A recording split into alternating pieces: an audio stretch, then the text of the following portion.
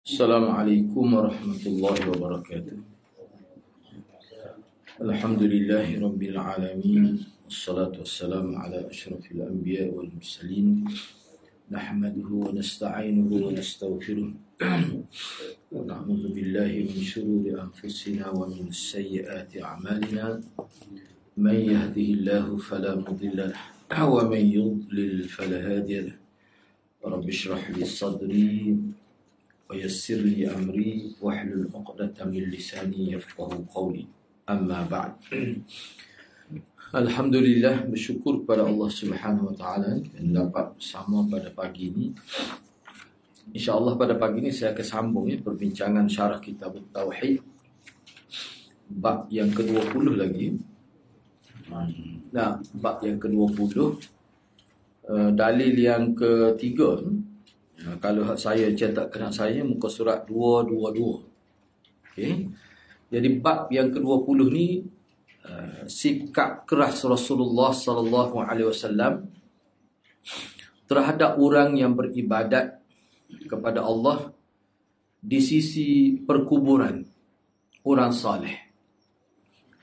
Maka bagaimana jika orang saleh itu sendiri disembah, dinazarkan kerananya, diminta doa daripada dia sendiri, ataupun bertawassul dengan dia supaya dia bawa doa kita kepada Allah Subhanahu Wa Taala. Perbuatan begitu dia dikategorikan sebagai ibadat. Dikategorikan sebagai ibadat. Seperti yang kita bincang dalam sesi-sesi lepas ni.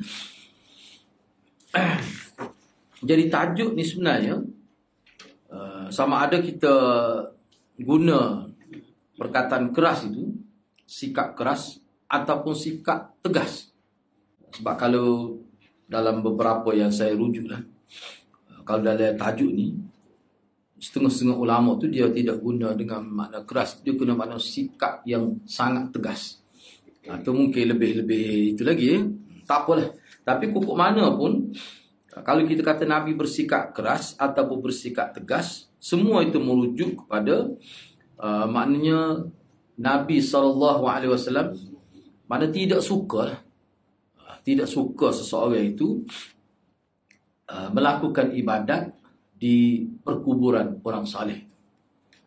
Kalau kita perhatikan dalam nas, khususnya hadis, tak ada satu pun istilah Nabi guna pergi beribadat. Semua dalam konteks ziarah. Dia guna istilah ziarah. Tidak ada dalam hadis pun pergi. Kalau masjid memang ibadat. Tak ada masjid ke ziarah masjid. Orang pakar gitu guna. Bila masjid dia guna ibadat. Tapi kubur dah ziarah.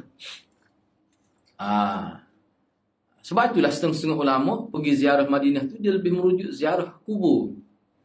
Kalau masjid Madinah orang tak faham. Pergi ziarah masjid Madinah. Ziarah tu kerana kubur tu. Pergi ziarah kubur. Jangan kita faham saya pergi mengerjakan umrah lepas tu nak pergi ziarah Madinah. Dia faham masjid Madinah ziarah. Tak betul. Jadi kalau kita tengok dalam syarah hadis jelas disebut. Jadi istilah itu sendiri pun sudah menunjukkan kepada kehendak agama. Baik. Dalil yang ketiga.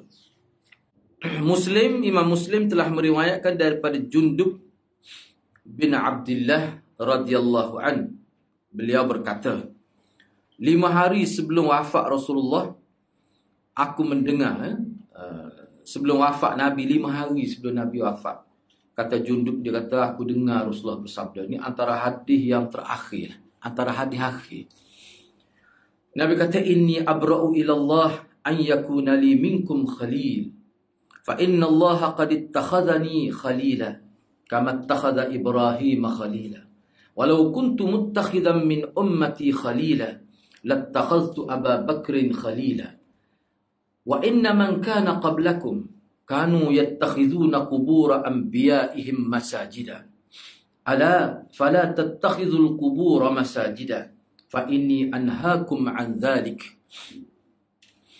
Sesungguhnya aku menyatakan setia kepada Allah bahawa aku mempunyai seorang khalil dari antara manusia, yakni dari antara kamu. Kerana sesungguhnya Allah telah menjadikan aku sebagai khalilnya, yakni kekasihnya. Sebagaimana Allah telah menjadikan Nabi Ibrahim sebagai kekasih.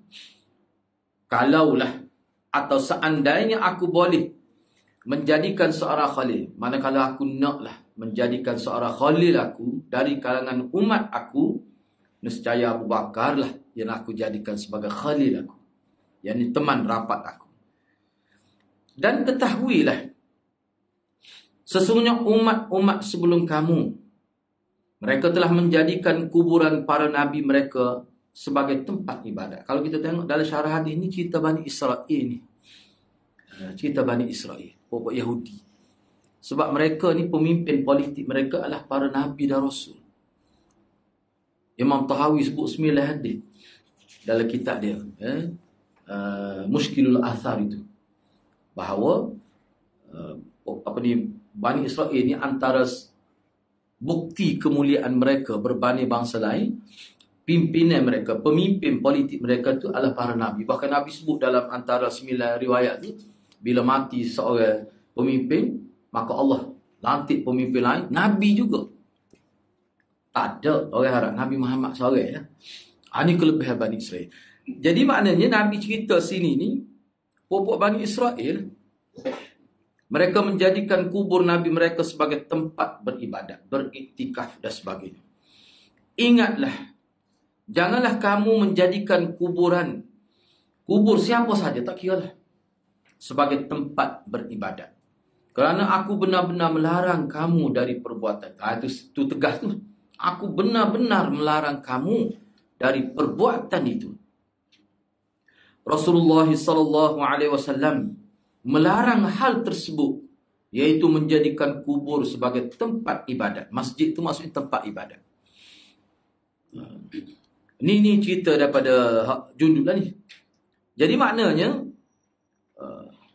ni huraian.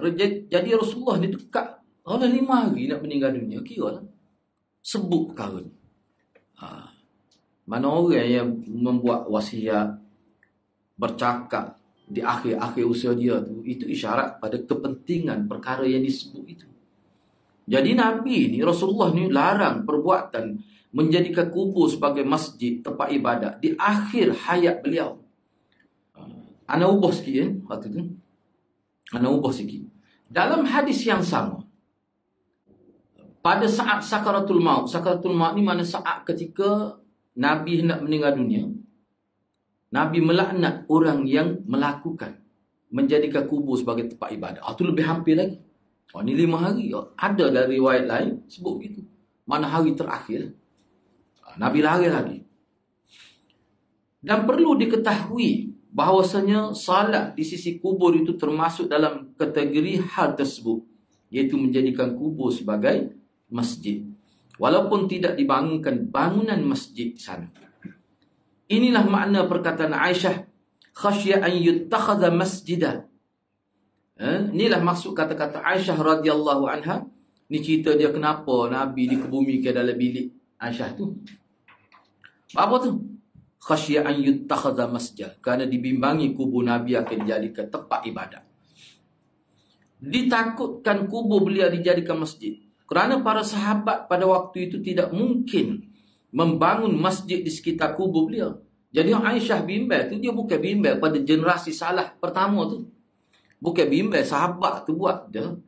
Sahabat tabi-tabi, 300 tahun pertama tu boleh katakan ada jaminan. Sahabat tabi-tabi, umat kemudian. Bayangkan kalau kubur Nabi terdedah gitu.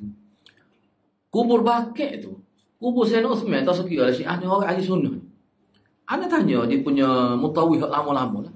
Dia di Kota Baru ni ada meninggal dah rasanya. Dia mutawih lama dia ni. Dia tak boleh bahasa Arab pun, dia boleh bahasa Inggeris. Masa zaman dia, masa jadi mutawih tu, dia boleh masak di hotel. Dia boleh masak sendiri. Dia kata pernah dia buat klip, buat berpuluh-puluh ribu keuntungan. Apa dia masak sendiri, dia beli. Dia bawa tukang masak. Lah ni tak boleh. Nah, masak. Bawa boyuk. Tak boleh lah. Dulu dia ceritakan tadi, anak pergi jumpa dia saja nak ambil tip-tip tentang nak jadi mutawih ni.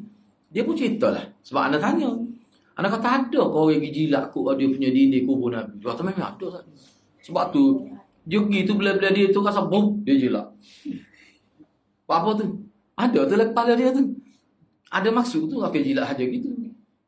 Sebab dia ni moh kita, yelah dia ni ku Nabi tu.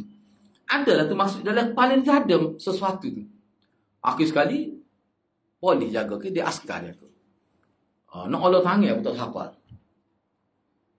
Ana tanya tu kalau dikubur je, dia kata dia cerita dikubur Sayyidina Osman memang ada. Dan jumpa dengan dia tu. Dia pergi kubur Sayyidina Osman tu, dia duduk, dia tolak tangan seluruh popok, dia ambil tangan secekok di bawah poket. Tak tahu nak buat gerim. Dalam kepala kita boleh agak dah tu. Apa nak ambil tanah kubur Sayyidina Osman? Sayyidina Osman ke ujung pagar di sana. Anak pergi tu polis jaga, askar jaga. Sebab disebut pada anaknya, kalau Syiah pergi dia akan ludah di atas kubur Sayyidina Osman itu. Batu askar jaga tu. Nah, ayatnya perbuatan tu kalau hak tidak Nabi pun boleh jadi lagu tu. Cuba bayangkan kalau kubur Nabi terdedah seperti kubur sahabat lain. Bahaya tu. Bahaya. Sebab tu Aisyah buat tutup tu. Sampai hari ni. Kerana para sahabat pada waktu tidak mungkin. Jadi kebimbangan yang disebutkan oleh Aisyah ni kepada umat kemudian. Bukan kepada umat sahabat. Generasi sahabat. Sahabat ni sudah terdidik dengan baik. Tak mungkin dia akan buat sesuatu melebihi ajaran Nabi. Bahkan Khatib Baghdadi kata mana-mana hadis yang menyebutkan sahabat melanggar sunnah Nabi, semua tak betul riwayat. Dan saya sudah semuk, dia kata.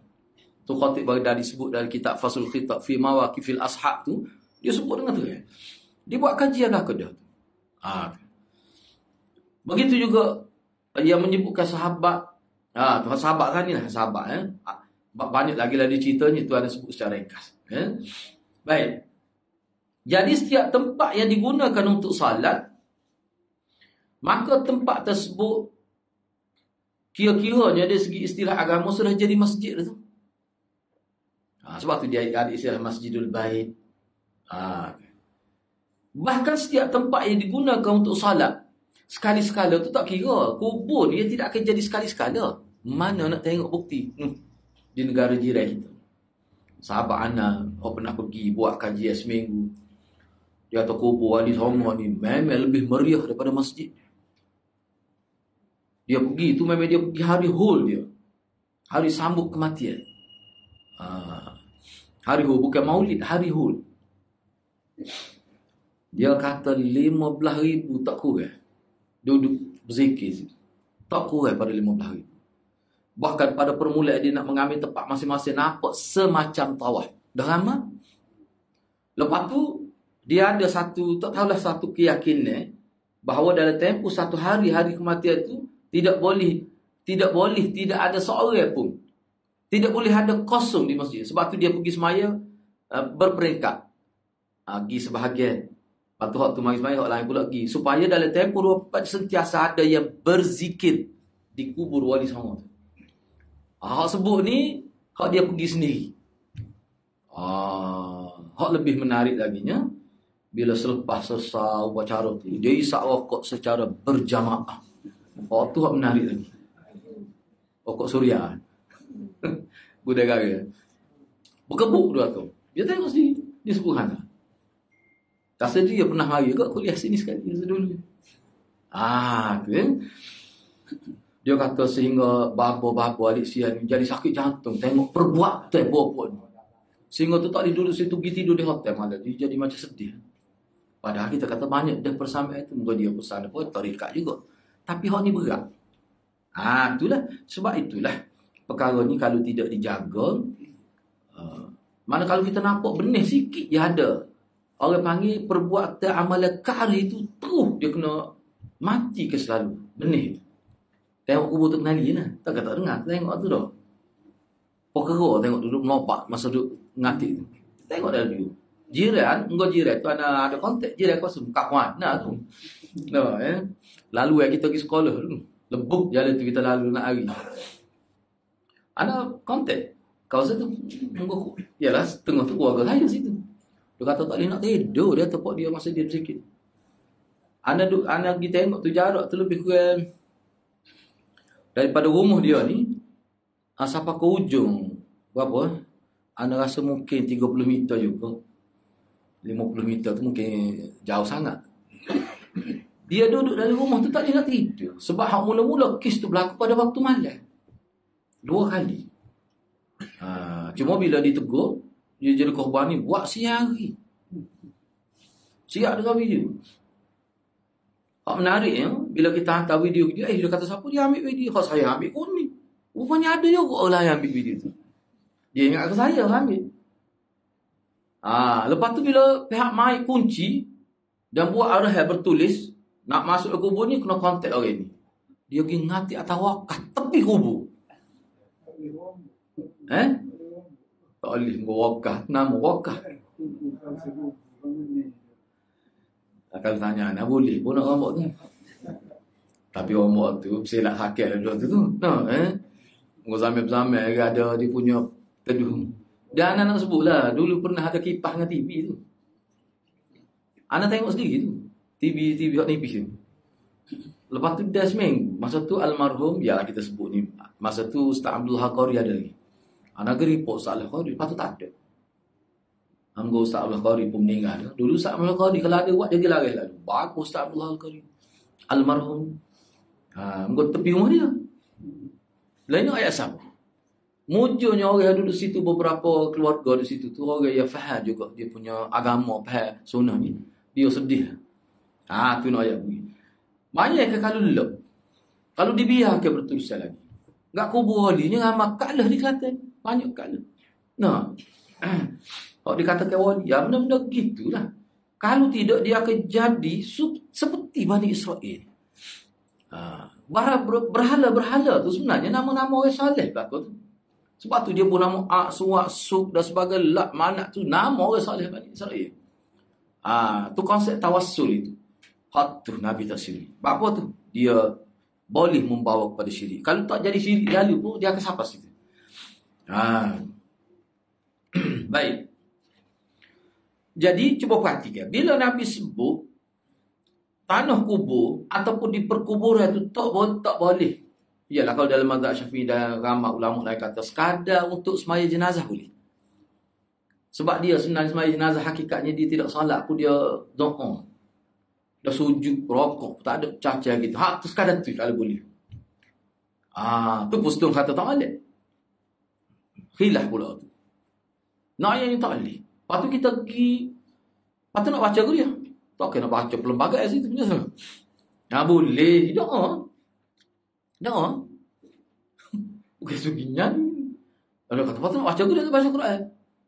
Nampak doa tolu tu dok tanya soal lagi. Doa Nabi aja doa kan pada baca doa tu lah. Anaknya lebih tengok gini sebab Nabi tak sini duduk lama kubur tu. Dia tempat ibadat ni lama dia duduk. Masjid ke itikaf. Itikaf tidak sebentar. Pergi kubur kan, pergi tengok ingat. Lepas tu dia akan ingat lama tu dia boleh. Kita pergi momok kita kadang seminggu ingat lagi. Gitu ya kubur ni. Tidak lebih. Sebab kalau lebih jadi bahaya. Lebih jadi bahaya. Baik. Jadi bila Nabi sebut kubur tidak boleh jadi ke tempat ibadat, maka Nabi SAW sebut bahawa setiap tempat bahawa ju'ilat liyal ardu masjidan wa tahura. Bumi ni seluruhnya untuk syariat aku, syariat Nabi Muhammad sallallahu alaihi wasallam, semua bumi ni boleh jadikan tempat sujud dan dia bersih, boleh jadikan bahan untuk bertayamum itu. Boleh. Dan masalah tu tak talih ni masjid. Lepas tu bumi semuanya atas gunung Jerah apa boleh lagi nak main kalau kita pergi. Misalnya kita pergi saja pergi nak tembok burung, orang kita tak ada. Kalau jumpa orang tembok lah tu nah. Jumpa duduk ngati. Allah anak pernah tengok sebenarnya mungkin so kita tak pernah tengok. Kita tengok di kubur tu kenal tak berat lagi. Anak pernah tengok lebih berat di Kelantan kita. Perlu kerja anak nak air kan. Kata-kata kalau tak ada orang aku beda ni kata no.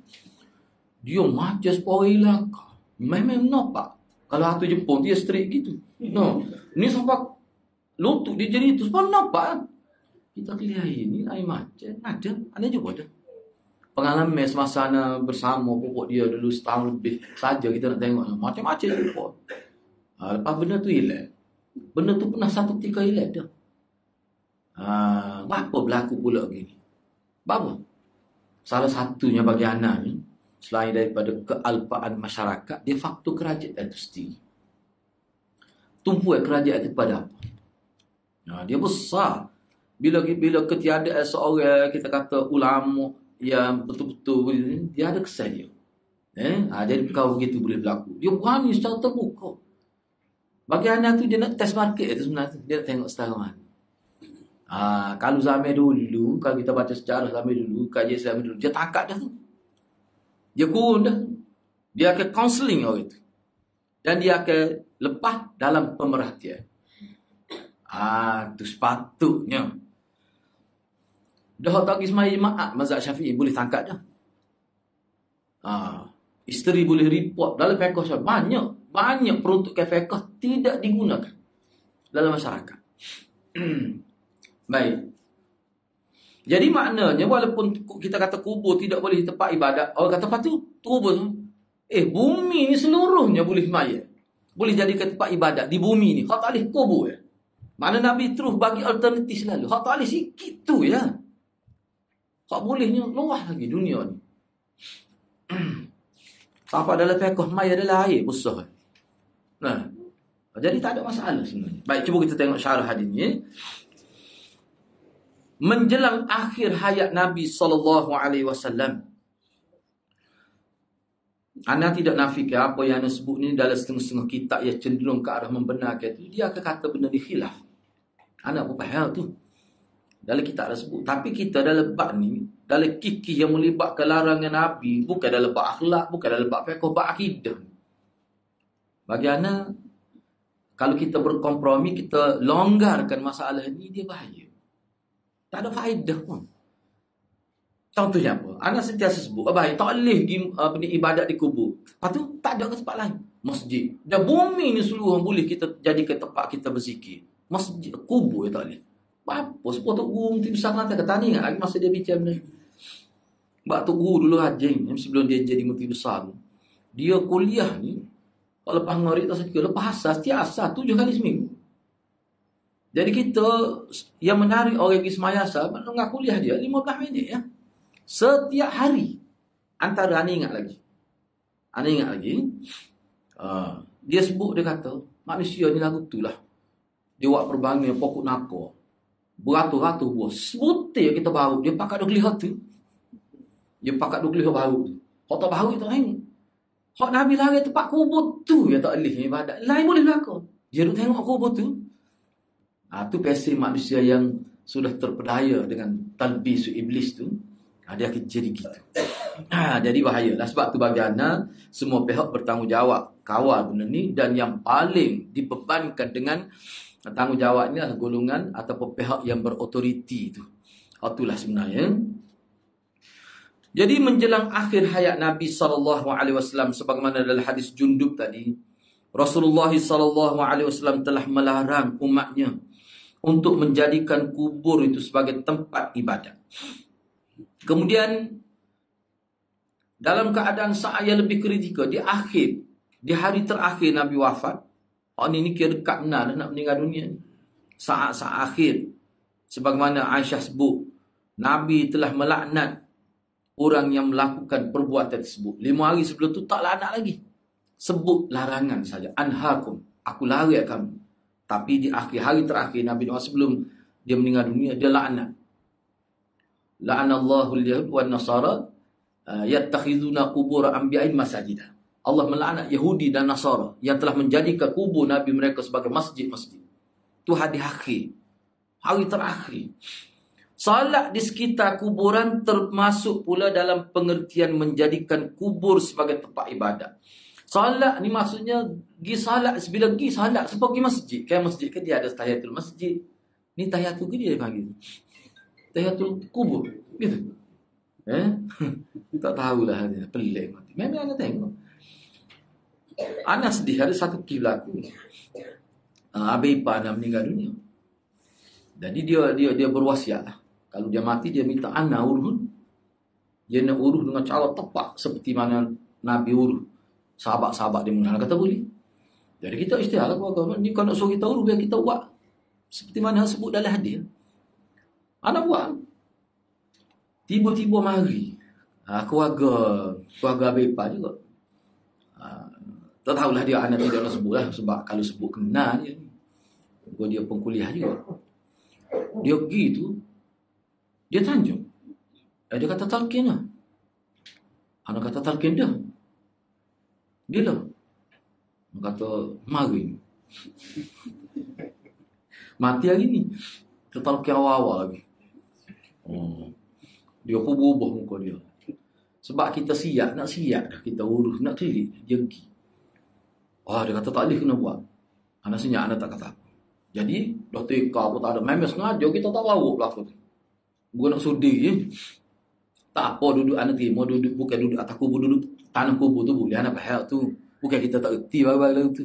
Cuma kita nak jaga. Dia tak ada awal dah. Dia pergi ambil daun. Dia buat tepat. Dia duduk. Anak kata klasik. Molek. Baru pun. Dia ambil daun besar-besar. Dia sore-sore dia buat. Anak kata biar. Kita tak lagi. Dan anak tak kata bid'ah pun. Sebab kita tidak mahu timbul hubungan tegar dalam masyarakat. Itu sikapnya. Cuma dengan perbuatan kita tu, lisanul hal tu, afsahu min lisanil ma, ketindakan kita sepatutnya dia boleh faham. Tu. Dia buat, ikut dia. Lepas kita. Kita nak lepas kita. Ya? Dan orang akan faham perbuatan tu. Cuma ada tazkirah. Bukan apa tazkirah memberi peringatan kepada kita.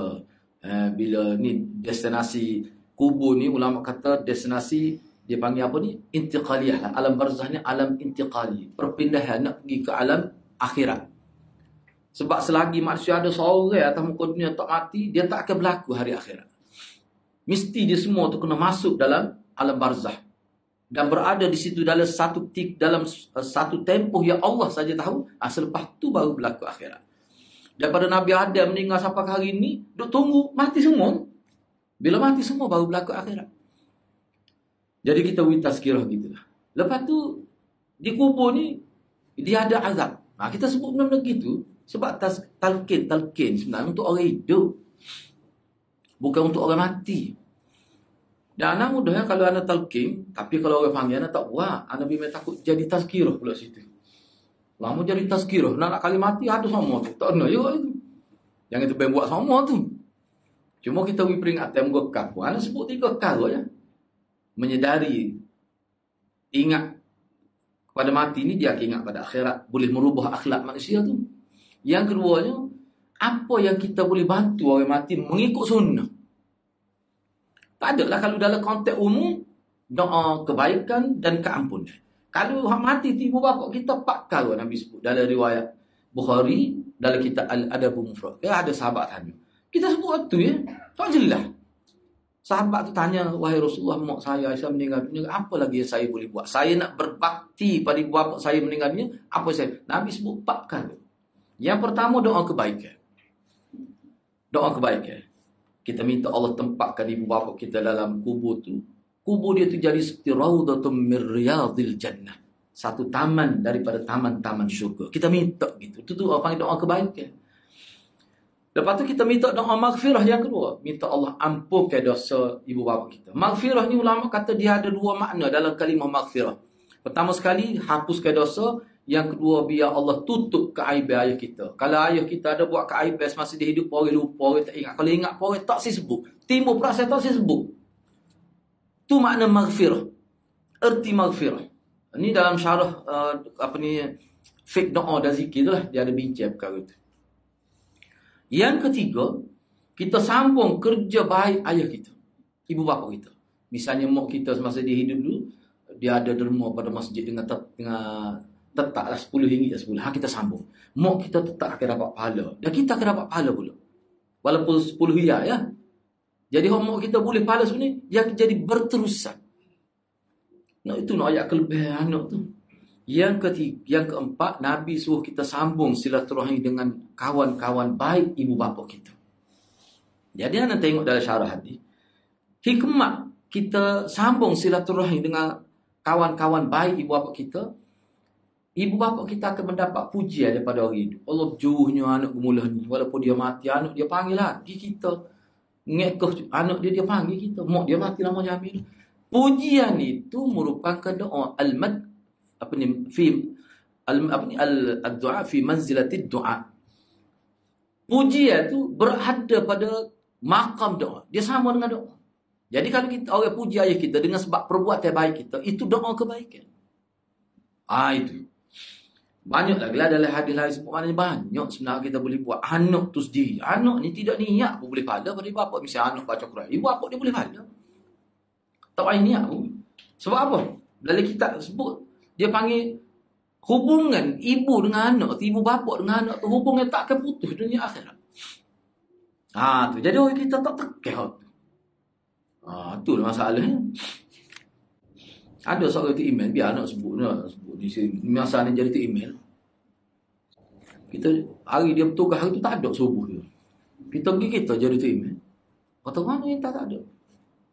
Bukan anak tu email tua kan. Mana yang tak ada? Tuduh tengah tuduh. Kata dia tidur apa? Pukul 3. Dia kata dia tidur pukul 3. Dia kata tak tahu siapa. Kalau orang tidur dia tak tahu. Pukul 3. Mana awak tidur? Pukul 3 lebih. Dia masa dia tengok pukul 3, dia tak tidur lagi. Kau tidur je. Tak ada orang tahu. Sebab tu ahli falsafah Islam kata, kita ni lemah. Alif saja nak sebut. Hasan Haban Nakah. Dia kata, nak ayat lemah manusia, dia tak tahu dia tidur apa. Dia kata, saya tengok jam pukul 3, masa tahu tak tidur lagi. Kau dia tahu dia tidur. Pukul 3. Sebenarnya tak tahu. Tu nak ayat lemah manusia. Tidur pukul apa tak tahu. Lemahnya manusia ni. Kau sudah agah lah. Dia kata, saya tengok jam. Betul lah. Masa tu tak tidur lagi. Sebab tu boleh kelicah. Tak apalah. Tanya apa tidur lewat. Dia pergi baca Quran. Kata baca dah pukul 11. Tak boleh. Dia kata baca awal lagi. Mana cukup 30 juz. Kata tak wajib. Rupanya dia pergi baca Quran. Rumah orang. Dia tak serayak pun. Anak tekan dia. Apa dia baca Quran sampai pukul 3 pagi tu? Bangunlah pukul 3. Start situ baca. Lepas subuh tak apa. Baru dia wayak tahu dah. Kalau dia wayak anak baru. Dia kata baca Quran. Siapa dia suruh baca Quran orang? Dia tuan dia lah baca. Tuan dia mati dah 30 tahun. Anak dia suruh baca. Anak kata anak dia baca ke tak? Menariknya, anak dia pesan tuan Musa kalau nak tubik tu tutup itu. Anak kunci tu ada ke bawah celah itu. Mana pun dia tidur tak apa-apa. Pok dia baca Quran. Anak kata perbuatan itu menjatuhkan maruah dawai agama. Kalau anak-anak sebutnya kawan tu mati 30 tahun lebih. Awak tak kenal, kok mana boleh pahala tu? Anak tanya tu email tu. Kok mana boleh pahala? Kalau dia untuk guru Quran kita, memang boleh pahala. Baca mana pun tak apa. Ni anak duk baca Quran, anak duk mengajar. Orang jadi sebab anak jadi boleh baca kitab. Boleh pahala semua. Kita duk baca Quran untuk guru kita berapa orang daripada kita kecil ngaji dah. Boleh pahala semua. Apa? Ada usaha. Orang panggil Imam Nawawi kata, setiap perbuatan baik yang dilakukan oleh seseorang, kalau kita ada sebab, dia jadi pandai, dia jadi buat baik, ada sebab kita. Tak kira lah sebab kita tu berapa peratus, kita akan dapat pahala. Boleh pahala Allah kerana ada sebab. Sebab tu lah kita nak tu. Sebab tu lah ulama kata kita kena bina sebanyak mungkin sebab kebaikan. Kita akan dapat pahala. Misalnya, kita kata contoh. Ni anak nak sebut ni konsep pahala. Hak orang lain buat kita boleh. Konsep dia lagu mana? Kita ada sebab kebaikan.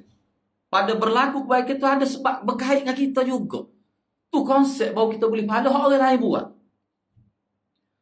Ini berbahaya kata. Tak ada sebab kita tak pernah dia hancur lebur dah 30 tahun mati. Tiba-tiba kita baca Quran boleh pahala dia. Cuba ayat Quran. Lepas tu pahala masa kita baca tu malaikat tulis mana?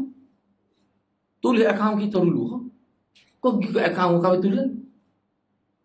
Lepas tu kalau pergi akaun kita lalu, kita baca Quran, tak masuk langsung buku catatan kita. Tu pergi ke kubur tu. Siapa dia royak gitu? Siapa dia royak? Banyak sangat kesamaran tu. Sebab itulah Imam Ahmad kata talih. Imam Syafi'i kata talih. Dan Imam Ahmad kata boleh. Ana yakin supaya Imam Nawawi sebut. Sebab ni misalnya contohnya. Ana duk mengajar sikit sebanyak ilmu kita kata boleh. Berapa orang guru kita daripada kecil mengajar Quran. Mak ayah kita berapa belas tahun dah atas ambil sekolah dah. Semua tu orang panggil sebab ke tu.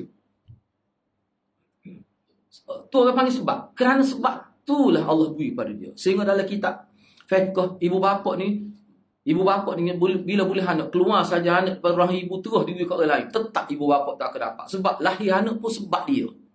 Ada sebab. Sebab itulah Imam Nawawi kata kena usaha supaya sebab kebaikan tu banyak dalam hidup kita sebelum kita meninggal dunia. Baru kita dapat. Jadi maknanya orang lain buat, tapi orang yang ada kaitan dengan kita boleh pahala. Pahala sebanyak mana tak tahulah.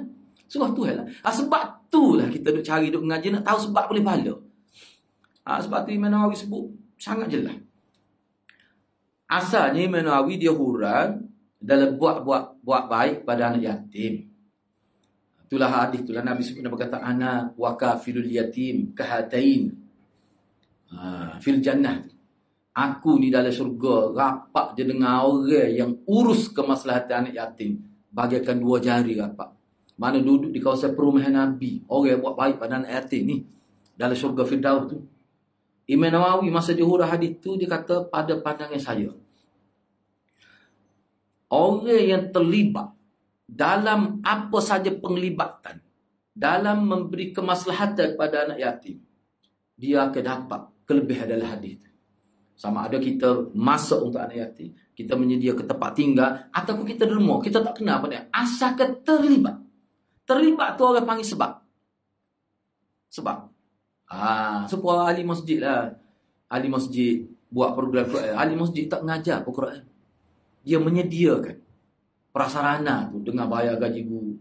Jadi setiap anak-anak yang berjaya baca Quran hasil pada program, setiap yang terlibat menjayakan program itu bermula daripada guru dan orang yang bina buat prasarana, dia akan dapat pahala. Pahala sebanyak mana? Serah pada Allah. Kita tak tahu tu Nabi tak boleh ayat tu.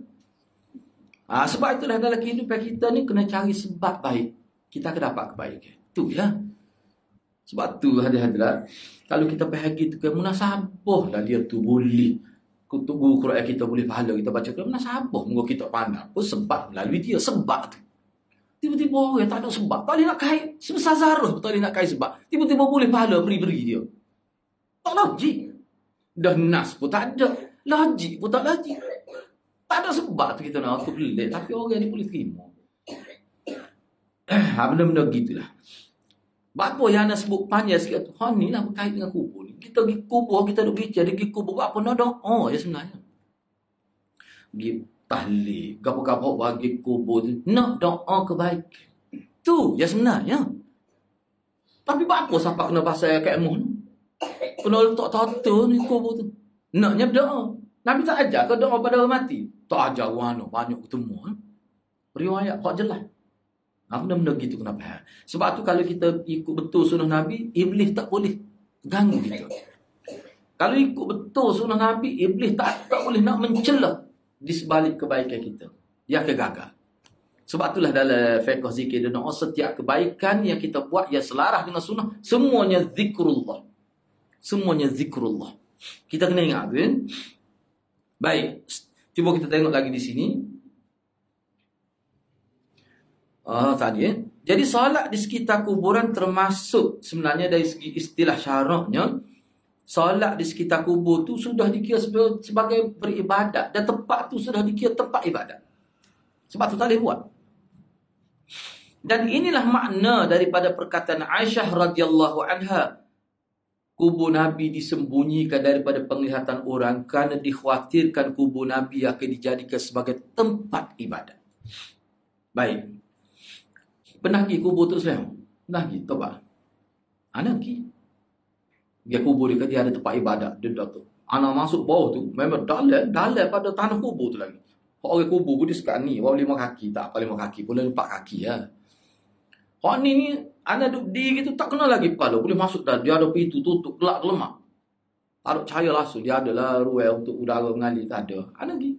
Masa tu dia tak tutup lagi. Lepas tu majlis agama Islam kunci. Tak boleh tak pernah masuk.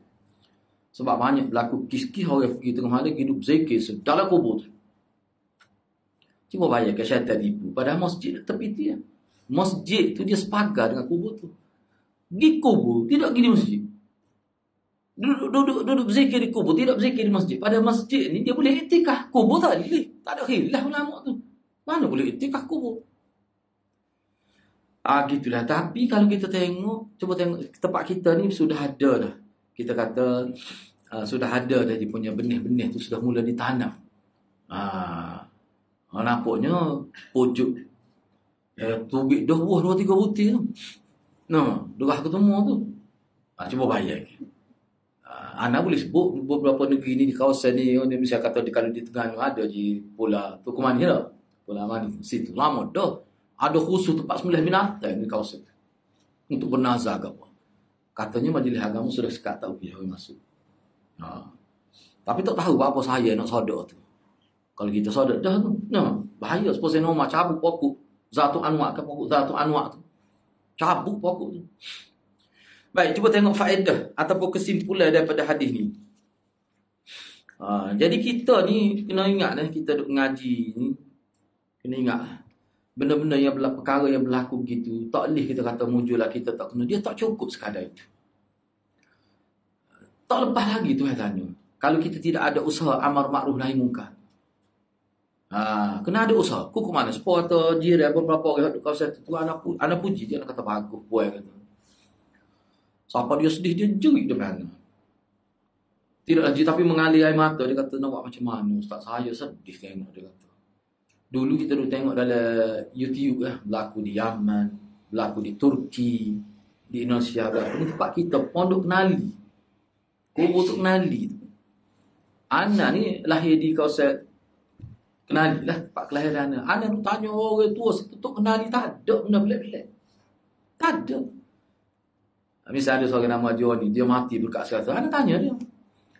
Ana kata tu kenali banyak kamak-kamak. Dia kata mengaruh aku duduk sini atau tak ada bunyi pun kata. Dia orang tua lah situ. Memang dia tu tukang bel di masjid tu kenali. Kadang-kadang dia ngepek, dia bel, dia komak, dia tu email. Kata muka haji balik tua kan. Kita kata dia tu. Oh tak ada. Dia kata aduh aku belakang dia tu. Dia cerita. Dia kata tak ada pelik-pelik tu kenali. Siapa tu kenali bila sakit kan cerita dah. Gudih. Ada ulat. Dia pegang ulat tu. Haji ni kata tak ada tu mengaruh. Dia kata tu. Tak ada kata dia. Bukan tu kenali. Dia kata memang dia jaga. Ya masalah kata tahlil tu biasa tu standard biasa. Benda hak pelik-pelik. Orang panggil keramat-keramat. Hak luar biasa. Tak ada. Tak ada. Siapa ada kata kalau pergi rumah dia tu, dia tahu dah niat orang pergi apa. Dia ni kata menipu. Dia kata. Mana ada kita? Tuhan tak tahu. Itu Nabi tak tahu. Agak-agak kalau tahu lagu mana. Jadi lagu mana. Tu laki pun tahu. Bini pun tahu. Lagu mana jadi. Tak ada 2 kali maaf. Cerah. Maksud ayat lagu ni. Sebab tu dalam Islam kita bagi duduk dalam tak berdosa. Bagi duduk dalam tak berdosa. Misalnya seseorang itu dia ada buruk sangka pada isteri. Sekadar itu tak berdosa lagi. Tapi jangan banyak sangat. Inna kathiran minadh-dhann kalau banyak sangat dosa. Itu ada huraian dia ayat itu. Tapi sekadar dalam ni dia boleh baca dalam macam-macam. Pupuk hidup dengan lana boleh baca, nak tak air aja. Mak gabung bangang huduh laku pun you know. Demai boleh baca sesuatu kli. Mana ji? No. Terasa hidup lagu tu. Jadi Tuhan buat dengan kadar ada betul tu untuk hidup kita. Mana pengetahuan kita terbatas tu memang molek dah. Sebab itulah ibadat ni ukuran dia adalah Nabi. Walaupun solat kalau kita buat lebih baru Nabi buat itu tak betul. Ini kawan ni kan kita jumpa dah ni kan beberapa orang sahabat Nabi kan. Tak saya tak sebut sini. Hak pergi jumpa isteri Nabi kan, salah satu rahtin tu. Isteri Nabi kata Nabi ni semaya tapi dia tidur dulu. Lepas tu dia bangun, lepas tu tak sapak subuh. Lepas tu dia puasa tapi tidak nanak hari. Ada ketika dia tak puasa dia. Ni pun gitu kok baca Quran. Ni Nabi nikah. Bukan seorang. Sebelah lah. Capung hampa 2 tu. Tiba-tiba sahabat Nabi, hak muda-muda ni. Salah satu hak muda-muda ni. Oh dia kata tu Nabi muka dia maksum. Lepas tu dia pun tua dah. Kita ni muda. Tak maksum pula. Kita nak puasa sama. Tak nak hari. Wisal. Puasa sama-sama. Maknanya puasa nak hari. So ni pula kata kita tak sini nikah. Nak tumpu pada ibadah. Ni pula tak sini tidur malam. Nak bangun semaya sepanjang hari. Tak malik tu. Kalau kita kata malik lah tu. Dia bukan nak curi nak malik. Dia bukan kata nak ngopak. Tak tidur malam. Dia nak semaya, molek tu. Tapi apa Nabi siapa dalil riwayat kata Nabi pergi cari, bukan kata atas WhatsApp dak pergi cari ni. Nabi pergi cari. Nabi kata mu kau kata gini. Yalah. Nabi kata aku orang paling bertakwa kepada. Aku tidak buat sebanyak tu. Aku buat secamuk ni. Tu mudah bahasa Kelantan. Kalau puasa pun ada, aku tak puasa. Dah puasa Nabi Daud. Kan aku nak puasa sangat. Puasa Nabi Daud selesai hari. Nabi pun tidak buat selesai hari. Dah. Nak sangat askat cara Nabi Daud. Patut aku nikah. Patut aku malam tidur patut ibadat. Patut Nabi sebut akhir wa man raghiba an sunnati falaysa minni. Siapa ana terjemah gini man raghiba ni. Ana terjemah paling minima. Siapa dia buat amal sunnah, amal ibadat tidak seperti aku buat, bukan buat aku. Tetapi Nabi tak kata gitu. Bapak. Nabi kata siapa benci. Padahal sahabat tu tidak benci. Waktu ulama bincang. Kenapa Nabi kata siapa dia melakukan ibadat tak serupa dengan aku, bukan buat aku. Nabi tak kata gitu.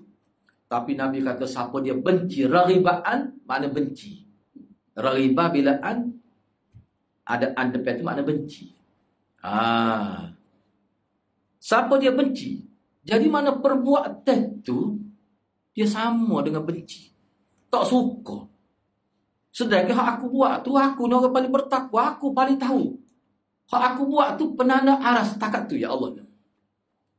Tiba-tiba buat lebih pada tu. Nabi kata bukan buat aku. Jadi ulama bincang, bila Nabi kata laisa minni, bukan buat aku, dia apa maksud? Nabi tak ngaku mak. Kalau ayah, mak tak ngaku anak, buat dah. Mu bukan anak aku. Padahal tak anak, mak kata gitu. Tapi hal ni lain ni.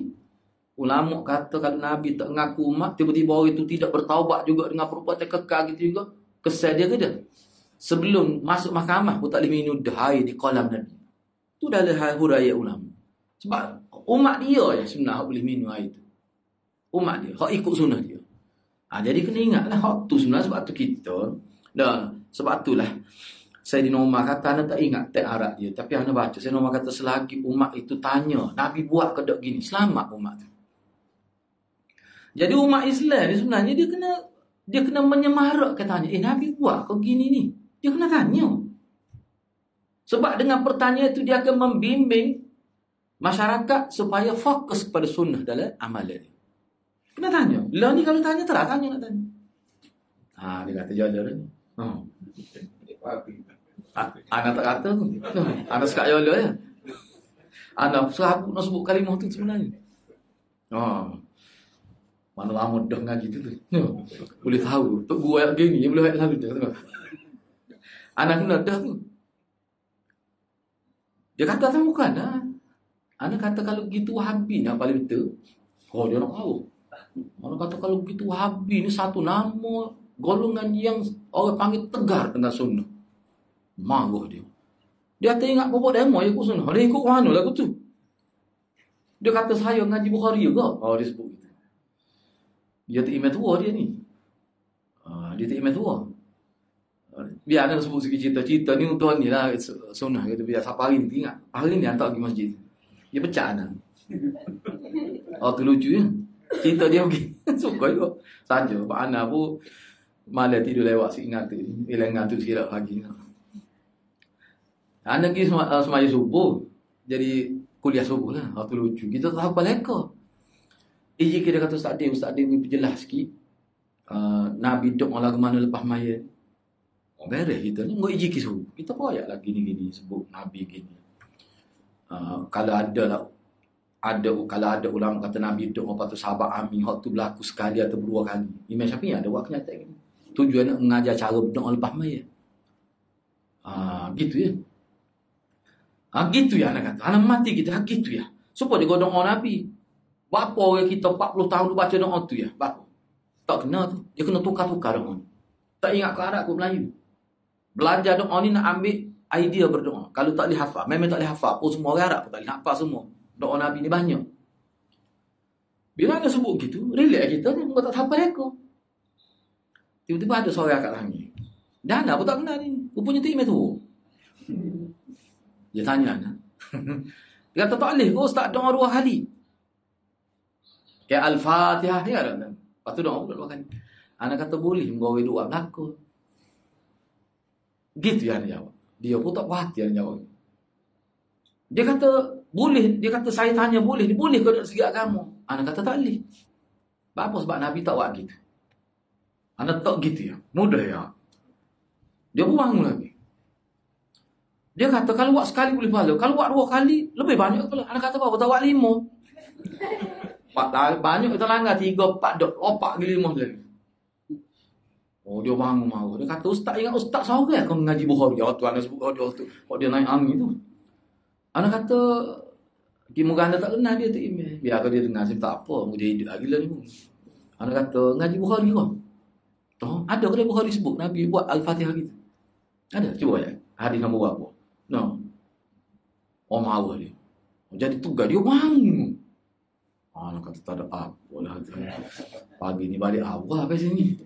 Lepas tu EJ hidup belakang buat gitu. Tak tahu api cuma dia buat gitu ya. Rupanya dia suruh berhenti. Anak berhenti awal gitu. Anak pun tak tahu apa jadi pilih pagi ni. Kita sebut gitu ya. Tak boleh.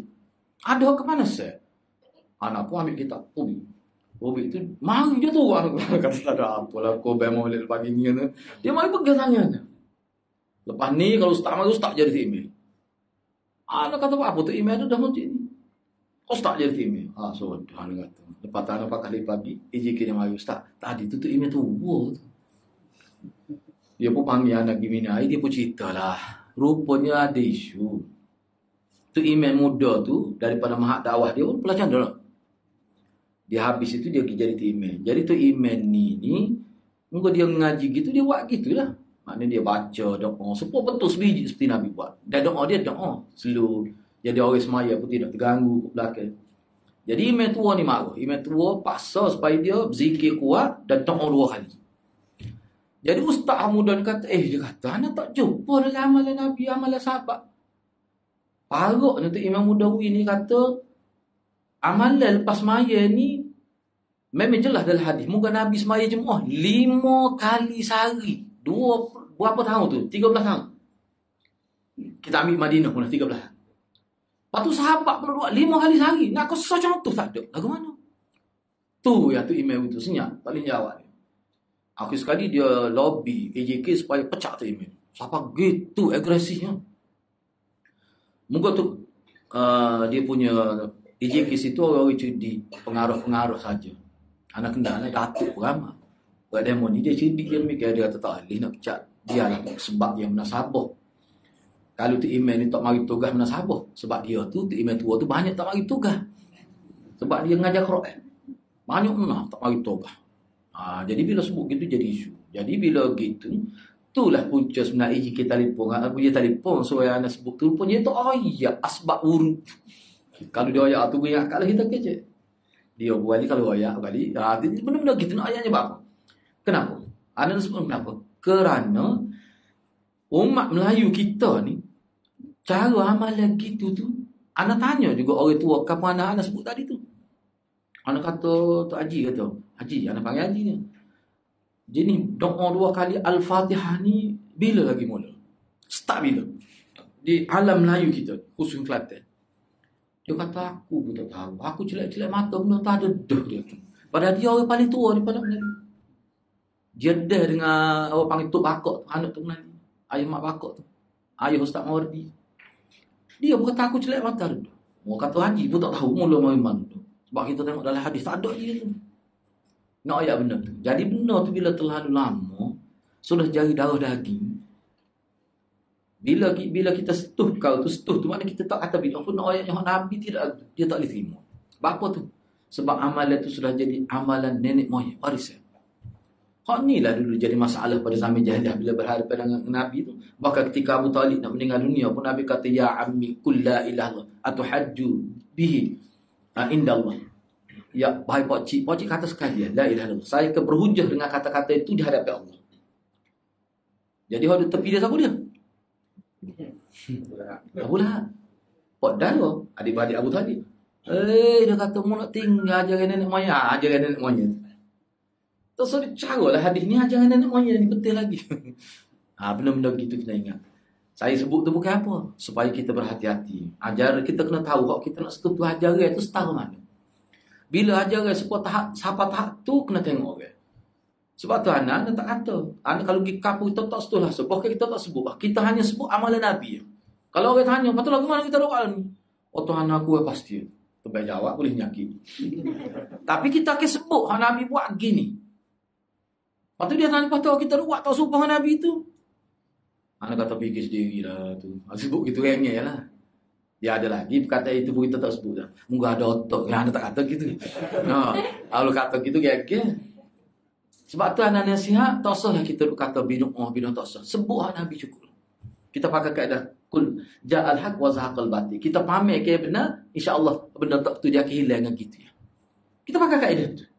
Sebab kalau hanya duduk sebut binu'ah, dia akan jadi tegang masyarakat. Dia masyarakat tak tahu. Sebab masyarakat dia ikut ustaz.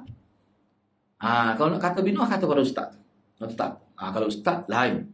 Darah bahasa pun lain. Nah, sama-sama. Kalau orang apa jangan. Seolah kita menghukumnya. Supaya juga dalam bab ni. Dalam bab ni tu anda tunjuk hoki berlaku di Pondok Tok Melati. Orang apa kata apa? Salah ke mana? Anda kata salahnya sebab tak berlaku bentuk seperti itu. Tu orang panggil kaifiat, bukan niat. Tu orang tak panggil niat, orang panggil kaifiat. Kaifiat berzikir di kubur ni tak ada. Kubur ni bukan tempat berzikir. Kalau ada dalam konteks zikir banyak pergi beristighfar untuk orang mati. Tu zikir. Tu yang ada. Kalau nak kecek-kecek, molek-molek. Kalau nak kecek, molek tak kecek. Gitu. Maknanya kalau dalam bab perkuburan ni sebenarnya, hak kita panggil sunnah Nabi, dia tidak ada. Tu ya. Jaga kebersihan tu adab lah. Jangan main perkara ni bukan kena orang-orang yang tidak cerdik saja ustaz-ustaz ngaji perkara MA pun kena. Anda sebut dah sebelum ni masalah kubur ni. Dia kata ustaz dia, kalau ustaz dia pergi kubur orang wali, ustaz dia nak awak mana? Anda kata sumpah ya. Sebab hakikat wali tu ana betul tahu dia wali. Ana bila pergi kubur ana akan doa kebaikan dan doa maghfirah untuk kepada Allah untuk dia. Dia kata mana? Kalau ustaz buat gitu, ustaz dia buat gitu, dia tu ustaz telah merendahkan wali. Sebab kalau kita doa kebaikan seolah-olah dia ni berdosa. Kata memang dia berdosa. Saya nak bakar berdosa. Sebab tu saya nak bakar ditimbang. Sebab tu orang kafir ni tidak ditimbang mengikut setengah ulama. Orang kafir nak timbang mana? Tak ada timbang, orang kafir dah. Kebanyakan ulama kata orang kafir tidak ditimbang di mahkamah Allah. Mereka tertuduh keadaan dia tu keadaan aku. Yang ditimbang ni hak orang buat dosa, buat pahala. Hak ada pahala, ada dosa. Saya nak bakar pun nak timbang. So wali. Tak wali tu, ya kau wali tu. Kau dia sebenarnya. Benda-benda gitu. Anda sebut tu supaya dia tidak cuba dapat gambar yang sebenar lah. Keadaan masyarakat kita ni tidak seperti dulu. Apa tu? Sebab kecuaian orang kita juga. Kecuaian masyarakat, kecuaian pihak tertentu. Dia biar benda ni masuk. Tu. Anak diberitahu. Dia orang Kelantan juga. Dia baik dengan seorang orang menteri berjawatan besar lah dalam agama. Dia sebut pada anak. Dia kata, ustaz tahu kau. Puak-puak ni, kalau bawa ajaran lagi ni mari. Menteri itu disambut di kat lain. Anak tak sebut lah menteri mana. Kalau sebut kenal lah, lu terang kenal. Lucut mulut, sebut dua patah kenal lah nama dia. Anak tak sebut. Dia disambut di kat lain. Bila kawan ni mari. Tu. Enggak, maknanya, mari dengan perancangannya. Saluran ada. Tak mungkin dah akan disekat dari aktiviti dia. Kalau dia pergi tu, sambut tu orang. Jawab terbesar kita. Sambut di kat lain. Sebab Ustaz Hak Kelantan ni dia ada hubungan persemedaan dengan keluarga menteri tu. Ya. Mari tu pokok habis. Anak pun tak pasti. Tapi bunyi big gitulah belakang dia tu. Gitulah lebih kurang. Kena cek semula lah tu tadi. Gitu lah. Baik, cuba tengok faedah. Kena berdoa. Sebab tu Nabi SAW sentiasa berdoa, ya muqallibal qulub. Kita kena ingat, anak duduk dalam dewan kita ni, anak tak rasa usi sangat duduk ngaji dengan Maulana. Lama mana duduk ngaji Bukhari. Anak-anak kita duduk universiti. Anak dapat maklumat, sahabat-sahabat anak, pensyarah-pensyarah, dia kata Ustaz Ding, pokok dia ni, dia tak ada serai orang kapal tu belah-belah ya. Dia bawa, dia serai ni hak duk universiti. Sebab itulah pokok dia kalau dia boleh target seorang pensyarah ya, ada dah sebuah universiti. Ana ambil satu contoh. Seorang pensyarah tak sebut nama sebab dia baik dengan seorang Tan Sri. Tan Sri ni buka sekolah tahfiz. Jadi macam mana ana tak tahu sebab apa tiba-tiba yang urus sekolah tu, hak milik Tan Sri tu adalah seorang profesor ni memang sangat teruk di segi amal lepak kubur, tarikat, zikir ada berlaku. Sehingga kita tengok terkejut. Dia wajib pelajar-pelajar hafal doa-doa hak daripada hak tidak daripada Nabi. Zikir-zikir hak tidak daripada Nabi. Selawat hak berpuluh-puluh dia wajib hafal. Dan kena tasmik, sebab tasmik Quran juga. Seorang profesor. Jadi bila kita kritik dia, dia banyaklah perkaranya, banyak timbul masalah. Sehingga ustaz-ustaz di situ ramai bukti dalam setahun berapa bukti. Masa situ pada waktu itu dia ramai tenaga pengajar itu lepas saya daripada Madinah. Jadi guru-guru dia sebut pada anak, dia kata tak boleh duduk ustaz dia kata. Kelantan berapa orang? Dia pernah hak duk mengajar sini juga dulu. Nama dia pernah Arab Syekh Muhaimin. Dulu kan ngajar Quran. Dia bukti teruk laju. Tu. Dia serai apa buat? Buat program berkala. Dah dalam beberapa bulan lepas sudah berzikir secara berdiri, pegang tangan musik supaya di Turki dulu. Cuma tak akas kejumpa. Tu nak ayat pergi. Apa sebab lah. Satu perkara yang ada bahasa belik itu apa? Benda tu bila masuk siapa pada kita akan kita kursilah, kita viral ke benda tu atak pada jawatan ke. Tak ada apa-apa tindakan. Sepatut bila kita post benda tu dah. Seperti report dah tu. Sepatutnya bertindak lah. Tu masalah dia nya. Tu kan.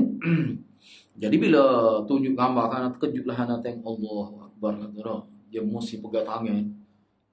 Mesti nampak. Sebab tengok dalam dulu tarikat Naqsyabandi. Anda tahu dia Turki ke dia pakai skop pakai itu dalam masjid jatuh kan. Dia gitu dah. Wak gitu ke dia muslim nak tengok kat atas nampak pos hutong. Comel nampaknya. Dia ngati tak kira comel.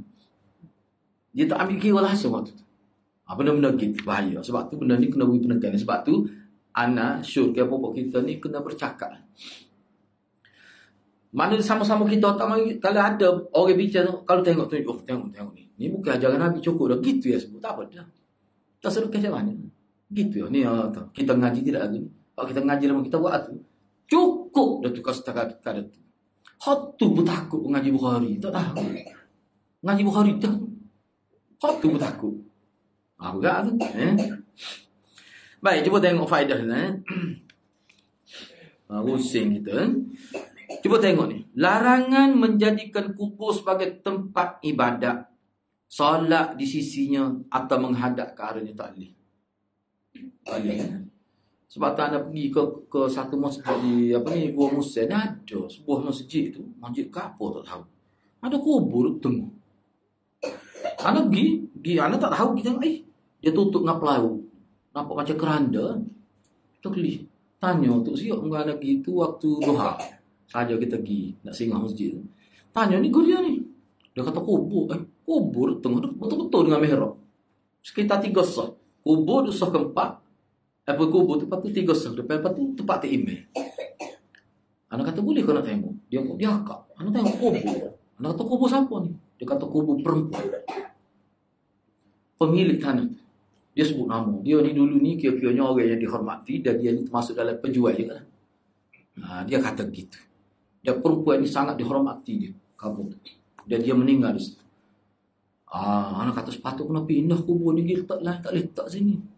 Tak boleh nak kiyah dengan hak Nabi tu. Tak boleh. Tapi tak tahu. Dia kata kena report lah tu. Dan dia kata majlis agama tahu. Dan dia kata lah. Nak tidak fitnah kepada majlis agama ni. Dengan molek lah. Dia kata gitu. Kata tak apa tahu dah. Kita pun sebenarnya ada. Betul tak? Bukan tengok tepi bira, tepi kolah dah dekat dengan mihrab. Kita ni. Tu tak molek tu. Yang terlitah lagi tu. Tu tak boleh. Ni. Apa tu? Sabdu zara'i. Nak sekat takut jadi hilang fokus dalam semaya. Syaitan mai ganggu. Dia gini lah mudahnya. sedikit saja berlaku penyelewengnya ataupun tidak sama dengan sunnah, terbuka selalu ruang untuk syaitan ganggu kita. Tu ya dalam agama kita. Sebab tu orang betul-betul ikut sunnah, kan Nabi sebut dalam hadis kan, akan datang berlaku pada umat aku fitnah yang melanda bagaikan kelam waktu malam, bagaikan keping malam. Nabi sebut. Lepas tu sahabat tanya, nak buat macam mana kalau kita sempat dengan zaman tu? Nabi kata tak ada jamin selamat. Tak ada cara untuk selamat. Mana kalau akas jedik mana aku tak selamat kalau ditimpa zaman tu, kecuali seorang itu pegang dengan sunnah aku. Nabi suruh gigit dengan gigi geraham tu. Mana orang tak cerdik pun selamat kalau pegang sunnah Nabi. Orang cerdik pun tak selamat kalau tidak pegang dengan sunnah Nabi. Sebab isu ni dia bukan isu cerdik. Sebab syaitan lebih cerdik daripada profesor. Cerdik syaitan. Kan nak guna akal tahu. Sebab tu Nabi beri jaminan selamat bukan berdasarkan kepada kecerdik keseorang. Nabi beri jaminan selamat berdasarkan sejauh mana kita berpegang pada sunnah tu. Tu jaminan Nabi. Dia kait dengan pegang, orang panggil ittibak sunnah. Kalau pegang tu sama, tak kira kita cerdik ke, tak cerdik ke, peringkat mana tak kira. Yang kedua, larangan membangunkan masjid di kubur atau membangun kubur pada kubur agar tidak terjadi syirik dengan sembahyang. Sebab benda ni dia boleh menarik orang pergi memberi tumpuan di situ. Yang ketiga, menutup jalan-jalan yang boleh membawa kepada syirik. Setiap jalan yang boleh membawa kepada syirik perlu ditutup. Tusaddu dzara'i. Yang keempat, membangun masjid di kuburan adalah kebiasaan tercela umat sebelum kita. Umat dulu. Dalam mazhab Syafi'i, kalau kita cakap dalam mazhab Syafi'i saja, sangat tegah dalam mazhab Syafi'i. Talih. Bahkan kena, kalau kubur dia kena asingkan, kena pindah. Dalam mazhab Syafi'i, nak pindah tu, kena tengok kubur dulu ke masjid dulu.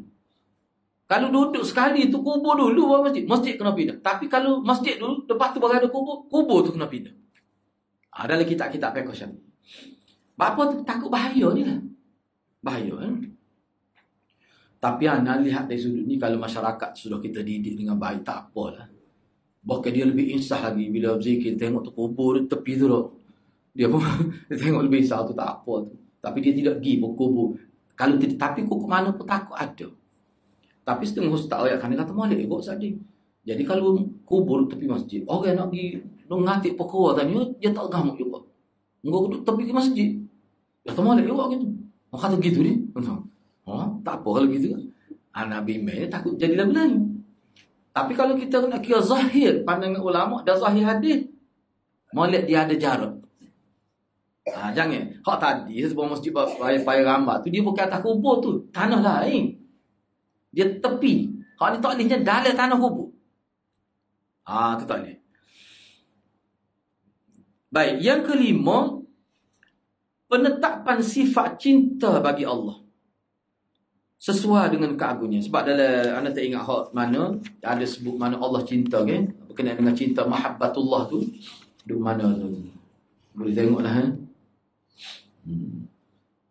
Jadi bukan hadis ni sajalah. Mana banyak hadis yang menyebutkan Allah cinta pada orang. Misalnya Nabi sebut kan dalam satu riwayat, innallaha yuhibbu ahadakum idza amila amalan an yutqinah. Misalnya Allah cinta pada seorang bila dia buat apa saja pekerja, dia fikir kepada kualiti kerja. Allah akan suka pada orang itu. Jadi maknanya suka Allah kepada makhluk ni, suka lagu mana? Suka tu maknanya cinta. Bahasa Kelantan suka tu. Saya mahabbah. Lagu mana? Allah mahabbah kepada makhluk dia. Ulama kata mahabbah bila Allah sayang maknanya dapat redha Allah. Dapat redha Allah.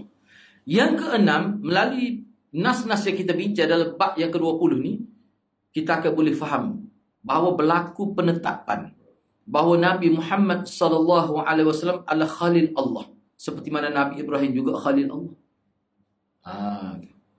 Yang ketujuh, Abu Bakar As-Siddiq radhiyallahu an adalah sahabat Rasulullah sallallahu alaihi wasallam yang paling utama. Ini antara dalil dia lah. Aku tak sih menjadikan orang lain sebagai khalil, sebab Allah tu, aku ni sudah khalil Allah. Tapi kalau aku nak, kalau dibenarkan, kalau ada ruang, aku akan jadi Sayyidina Abu Bakar lah sebagai khalil aku. Maknanya nak ayatnya Abu Bakar tu lebih. Hadis ini menetapkan manaqib Sayyidina Abu Bakar. Kerana hadis ini menunjukkan bahawa Abu Bakar As-Siddiq adalah sahabat yang paling dicintai oleh Rasulullah sallallahu alaihi wasallam. Yang ke-8, Hadis ni juga mengisyaratkan bahawa Abu Bakar As-Siddiq radhiyallahu an adalah khalifah setelah Rasulullah. Ni dia panggil penentuan secara isyarat, bukan nas. Bukan nas ni, isyarat. Secara isyarat. Isyarat yang paling kuatnya itulah Nabi suruh ke Sayyidina Abu Bakar jadi semaya Jumaat. Semaya Jumaat masa Nabi ada tu 12 waktu. Dah pernah Sayyidina Umar naik semua Sayyidina Abu Bakar, rumah dia jauh. Jadi dalam mari ada sahabat suruh Sayyidina Umar masa tu Nabi tak boleh nak bangun dah. Bila Sayyidina Umar jadi tu imam dalam riwayat tu, Nabi dengar suara. Nabi kata Allah tidak nak kecuali Sayyidina Abu Bakar. Sayyidina Umar kata lepasnya aku tak sih dia jadi tu imam. Apa tu? Sayyidina Abu Bakar dia kata, tunggu lama aku tunggu. Berapa? 12 waktu. Sayyidina Abu Bakar jadi imam. Ulama kata hak tu dalil paling besar. Tapi tidak nas juga, isyarat juga. Tapi isyarat tu paling kuat tu. Baik. Yang kesembilan, barang siapa mengubur seseorang di masjid, maka wajib atasnya untuk membongkar dan pindah. Sebab dalam kitab fiqh dia ada pindah kubur. Dia panggil pindah kubur, ada tu. Boleh pindah. Misalnya kubur tu jadi dulu tempat tak sesuai. Terlibat dengan jalan. Tak dapat tidak, kena buat jalan juga situ. Boleh pindah kubur tu. Boleh pindah. Sehingga dalam kitab fiqh, patut lagu mana tu tanah wakaf tu. Dia kena nilai. Dia panggil apa nama? Istikhlaf. Nama istikhlaf. Nama istikhlaf. Nama istilah dia tu. Pindah kubur ni gini. Okey, baik. Kita pindah ni nak letak mana kubur tu? Nak letak nu kita tu tepat kira-kira tidak mengganggu. Orang boleh pergi dengan baik, cuma tidak melibatkan jalan. Okey. Tanah tu ke apa? Katalah tanah tu 1,000. Tanah sini ni 1 juta. Dia kena bayar kepada pengurus kubur. Dah tanah tu 100,000, bila pindah dia kena menyucur 900,000. Contoh tu. Sebab tanah wakaf. Dia tak boleh buat dah. Auto lah tanah tu kau 20,000. Engkau tempat jinten dah. Hak ni tengah mana? 2 juta. Tak boleh gitu. Itu dia ada hukum. Makna kalau tanah tu ke 40,000 mengikut nilai ya, hak tanah 1 juta. Parak tu majlis bandar kena bayar kepada pihak pengurus kubur. Bak tanah beza go.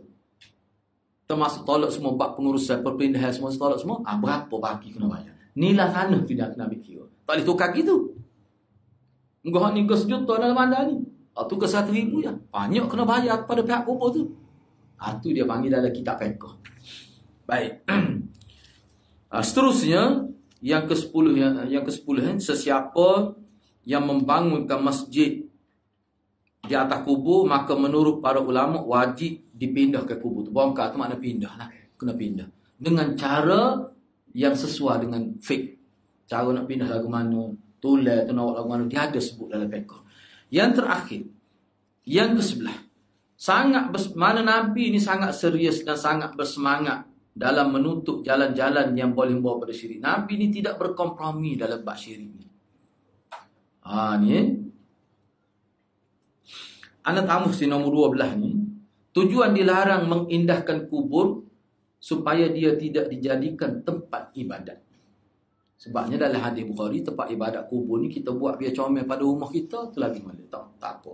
Misalnya lah ni kita kata masjid kan, comel tak apa. Jangan sampai satu peringkat membazir.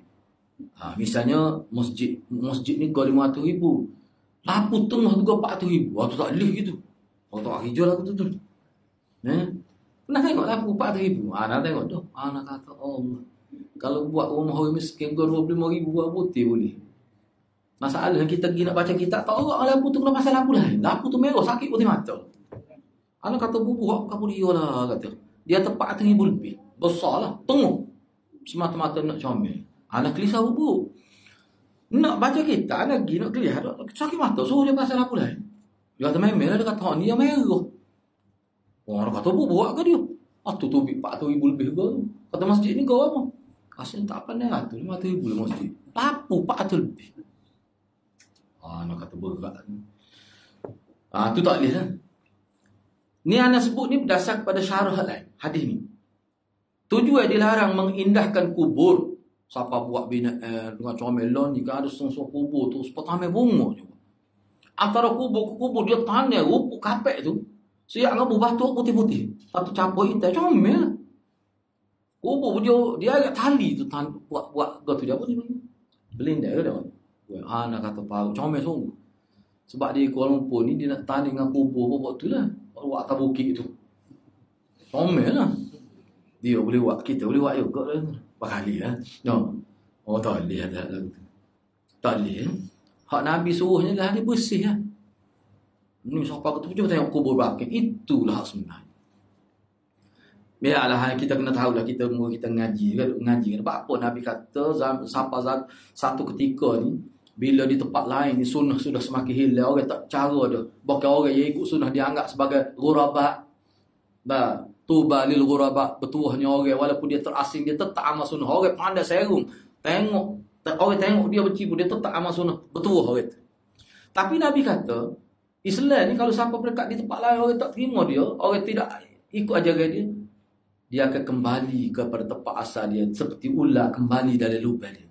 Mana kembali tu? Madinah. Mekah Madinah. Tu pusat Islam sebenarnya.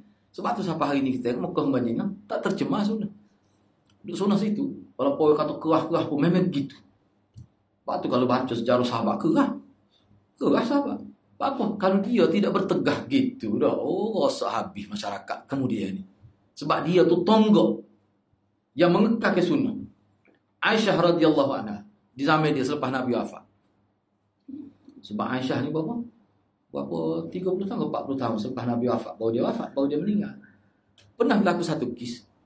Dia tusuk Qadawi pada sebut dalam bab aurat. Artikel bab aurat. Ada seorang mak tu, ibulah anak dia nak nikah. Sebelum nak lafaz nikah tu dia bawa dulu anak perempuan dia pergi jumpa Aisyah supaya Aisyah beri kata-kata nasihat lah. Bila masuk jumpa Aisyah tengok pakaian anak perempuan dia tu. Dia sini dia pakai kelambu tu. Kain kelambu tu transparent nampak ngel. Sini molek dia abang tutup molek. Tangan ni nampak. Aduh style gitu aja. Gua mati. Aisyah pun tengok. Dia tutup aurat ni, tutup bukan tak tutup. Tapi sini jadi transparent nampak ni bentuk tubuh. Nipisnya baju tu. Anda pernah tengok tu? Aku pakai baju macam apa lagu ni. Dia baca kelambu tu. Kata takut tak akal lagu ni. Mai kuliah ni. Gapo dia Aisyah kata.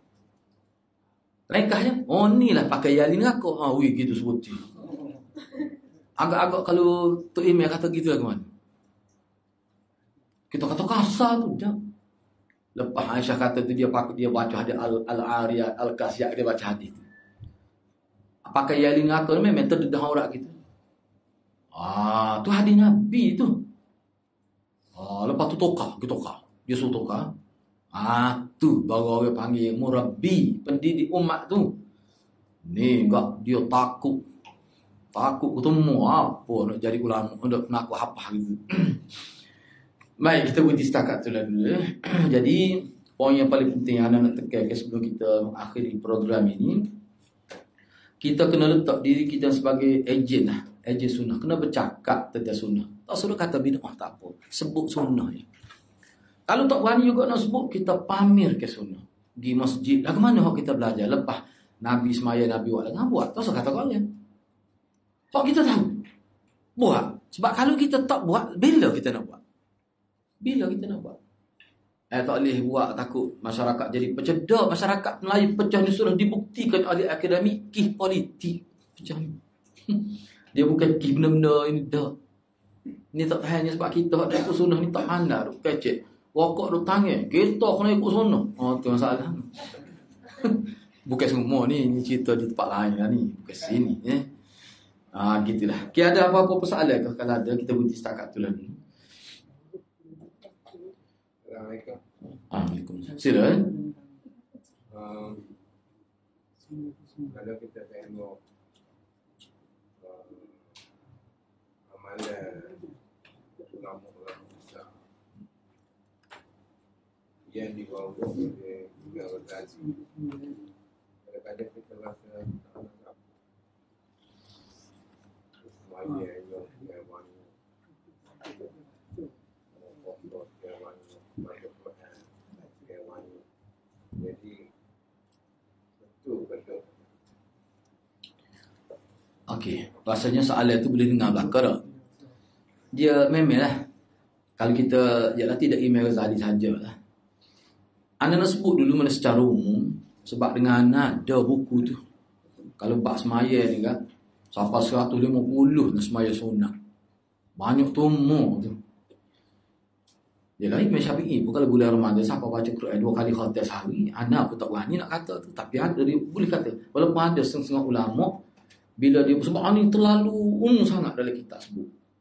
Bila sebut tentang baca Quran dalam konteks bulan Ramadan, memang mana-mana kita akan sebut. Imam Syafi'i ni cuti habis segala aktiviti dia baca Quran je. Siapa 2 kali ke mana 60 kali khatam dah sebulan. Kita katanya baca lagu mana? Baik. Jadi ulama ni sebab banyak sangat sebut anak murid pada sebut. Setengah-setengah ulama tu dia tak berani nak kritik pun dia diam je. Tapi ada setengah dalam internet, anda tak ingat nama beberapa ulama kata, kita pun tidak tahulah riwayat ni betul ke tidak. Paling tidak dia kata sebab apa? Sebab kalau dia baca sungguh begitu, dia bercanggah dengan amalan Nabi sendiri. Dia bercanggah dengan sahabat. Bahkan Aisyah dia ada sahabat khatam Quran setiap hari. Aisyah layan. Aisyah kata tadi, sebaiknya seminggu sekali. Bagi dia, paling tidak pun 3 hari sekali. Bagi ni, tapi hak moleknya sebulan sekali. Sebab apa? Aisyah kata aku bimbang, aku khawatir. Kalau kamu baca sampai setiap hari khatam, takut kamu tidak boleh menghayati makna, takut salah sebut makhraj. Boleh berlaku tu pertama-tama kalau kita orang awam. Jadi ikut teh kita sebenarnya hak mana? Baiklah kita kata ada lah. Jadi ikut teh ke tidak? Hak tu dulu. Misalnya kita kata betul lah. Sabit riwayat kata Imam Bukhari buat. Tu bulan Ramadan, bulan lain dah. Bulan Ramadan aja. Sabit. Kita boleh ikut ke tak? Kau nak ikut mana? Kalau tanya anak kata hak tu masalah peribadi dia, Imam Syafi'i pun tak suruh dia buat gitu. Lepas tu tak boleh kalau kita baca. Boleh. Sebab kalau tengok dalam internet tu, kalau baca Quran direct tu 10 jam lebih ya. Khatam 30 ya. Kalau kita tengok dalam internet tu, dia gabung lah. Hak dia baca, dia tak baca seterik tu. Dia baca-baca, dia capur. Kalau baca seterik lah, kenyok lah dia. Ya. Nak berhabis 30 juzuk sekali baca. Tapi dia mengambil masa hampir 11 jam. Jadi kalau Imam Syafi'i buat gitu, Imam Syafi'i ni tak tidur. Masalahnya. Kita ni masalahnya, tak berapa tak tidur. Itu masalah juga. Sebab tu mimpi macam tu. Imam Syafi'i ni, dia tak tidur. Dia kata dia tak ingat. Kadang dia tidur belanja dia waktu dia tidur gitu ya. Anas dia bukan kata tak percaya. Kalau untuk Imam Syafi'i mungkin dia boleh buat. Sebab kalau kita tengok lah ni, kalau kita baca Quran 30 juzuk dalam internet, dia tak sampai 11 jam pun. Tak sampai 11 jam pun. Cepatlah baca tu. Jadi tak mustahil. Isu dia sekarang, hak mana sepatut jadi ikut teh kita? Hak Imam Syafi'i itu, dia ada istilah dia panggil waqi'ah juz'iyah. Kih terpencil, kih dia seorang. Tak boleh jadi ikut teh. Sebab sahabat lah. Misalnya ada sahabat dia buat, tak serupa dengan lain. Tapi hak dia buat tu, dia kata dia tahu dia bernabi. Hak jadi ikut teh ramanya, hak ramah-ramah sahabat aman-aman. Hak tu ulama kata kena jadi ikut teh. Kalau hak sahabat tu dia panggil waqi'ah juz'iyah. Kih terpencil untuk dia seorang. Tapi kalau ikut hak tu, tak sesat. Kita nak baca Quran. Misalnya kita orang pencen dah. Tak ada hijau lah tu. Baca. Tak ada siapa kata tak boleh. Tapi baca biar betul. Misalnya ayah kita dia pencen. Dia duduk ngemuk kita. Anak-anak tak ada pelakor. Rumah besar. Dia pun badi tadarus waktu. Tak apa. Setiap hari habis tak apa. Dia tak kata ni lah sunnah. Dia tak kata gitu. Imam Syafi'i tak kata gitu. Kalau Imam Syafi'i kata sunnah ni kena baca 2 kali khatam. Anak rasa berkebuk ulama serai dia tu. Dia tak kata. Tu kita kena ingat. Ada setengah tu sekali sehari. Jadi hak ikut tanya mana? Hak ikut tanya banyak baca Quran. Tak kira sebanyak mana. Kalau Imam Ghazali tak disebut Imam Ghazali. Imam Ghazali kata Quran ni kena baca paling kurang separuh muka surat ya. Jangan tak baca langsung. Siapa tak baca, umur dia jadi separuh kubur. Paling tidak pun separuh muka surat ni. Kalau muka surat, kalau konteks Quran ini 20 baris tu tak? 20 baris satu muka surat kan? Itu 20 baris tak? 20 baris. Ya ke 20 baris? Aku tak ingat. Tak, kita tak 20 baris lah. Kalau baca itu tak 3 minit ya. Kalau hafiz cepat lagi. Kalau hafiz cepat lagi. Tabarakalladzi biyadil mulk, orang tu dia baca dah. Kita tak pedai, guru dia dai kak. Engkau sama-sama hafiz. Taklah kalau baca tertib tidak setahun tu pun 3 minit. Kalau 5 minit lambat dah tu. Imam Ghazali kata separuh, habis 1.5 minit. Separuh tu ya. Lepas tu dia sendiri baca banyak untuk dia. Dia tidak paksa orang lain buat gitu. Itulah yang kita. Ni kita ni nak sebut, anak sebut ni, anak Kita hendak bincang ni sesuatu ibadat yang tidak Nabi buat. Kalau dia buat, dia suruh orang lain buat, dia anggap hak tu amal. Hak tu tak boleh. Awak nak baca, contohnya awak nak baca Quran, nak baca Tabarakallazi lah kata semua 1000 kali sehari, baca okey, awak nak baca. Tapi jangan anjur ke orang lain buat. Sebab Nabi tak anjur begitu. Untuk individu tak apa. Tak ada masalah. Ni tak tahannya bila dia buat. Kalau kita tengok dalam internet, anda tengok bahayanya, dia sebut fadilat nah. Baca gini-gini fadilat, padahal tak ada pun. Wa idza batashtum bacanya jadi gila sakit lutut. Cuba baca ke ayat tu, makna ke dia batashtum tu ke apa? Tak ada kain dengan lutut sikit habuk. Kok mana jadi ubat sakit lutut? Sahabat tak ada ke sakit lutut, tak ada bunyi baca ayat tu. Sahabat ramai mana sakit lutut, muka pergi perai bila tua sakit lutut. Jadi benar tu tak boleh. Sebab tadi misalnya bab semaya, dia sunat semaya mana? Memang ulama kata boleh. Atas nama solat sunat mutlak 1000 rakaat pun boleh. Buatlah dah awak kan. Tidak mengganggu kerja kan awak baca. Tapi kalau awak bekerja siapa terganggu kerja tak boleh. Orang ulama baca siap dah benda tu. Misalnya kita nak beribadat pada waktu malam. Siapa tahajud daripada start pukul 3 tak berhenti. Pukul 8 kerja. Tak boleh. Sebab kita hidup ni bukan waktu saja. Tapi kalau ayah kita, dia pun sihat, dia pencen dia pun sihat lagi dia. Dia nak buat, tak apa, untuk dia. Untuk peribadi. Dia pun tidak kata Nabi buat gini. Dia tidak kata fadilat gini. Dia tak kata cuma buat. Boleh semua lama kata boleh. Boleh gitu. Kenapa hal tu? Tapi kena ingat, semua yang kita buat tu ada dalil. Tapi kalau buat banyak, tak ada dalil. Misalnya, dia semaya. Hak 150 semaya, sunat tu dah. Semaya, nak suruh mimpi tengok ibu bapa. Mungkin dia lahir ni, mak dia mati dah. Ayah dia mati dah. Nak boleh nampak dia ada semaya sunat khusus. Rakaat pertama baca ayat ni. Hak tu tak ada dalam hadis. Buat sendiri tu. Tu guru dia buat. Tu tak boleh. Walaupun dia buat seorang, dia tak anjur orang lain buat pun tak boleh kata. Ada ibadat tu, misalnya contoh anda nak sebut. Molek juga sebenarnya. Hak ni kitab ni syaitan marah nak baca. Apa anak kata gitu? Sebab anak baca. Dia marah. Syaitan tu dia tahu okey. Marah dia dengan. Tapi jangan riwayatlah anak sini ada ayat. Anak buat kitab ni anak baca dalam bilik anak. Buat secara online. Sampai 52 solat.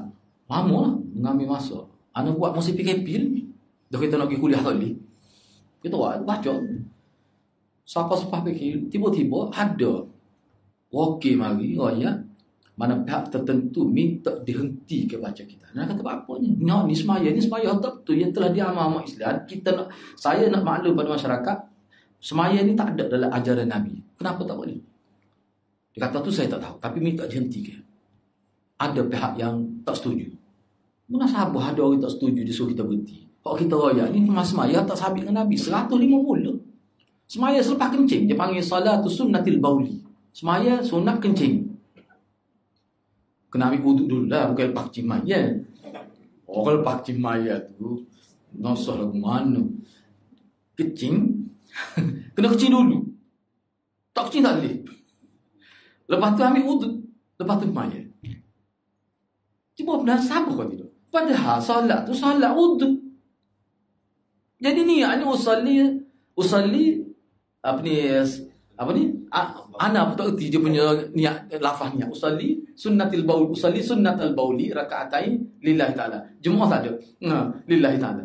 Nasabah ada semaya tu. Dengan kaifiat khusus. Hak menariknya semaya dia panggil semaya hajat. Pak betul semaya hajat. Pak betul semaya hajat. Salah satunya semaya hajat 8 rakaat. Baca ayat banyak. Doa khusus semua. Mari mana tu? Sebab tu ulama kita marah. Syekh Jammas kalau dia tulis tu dia kata hak ni tak ada langsung. Apa nama ulama daripada India tak ingat. Dia buat ulasannya. Memang kalau kita baca hak tu kan, maknanya dia boleh jadi kawalan sebabnya diberitahu pada anak kitab ni sangat popular di Indonesia. Orang ramai dah tu.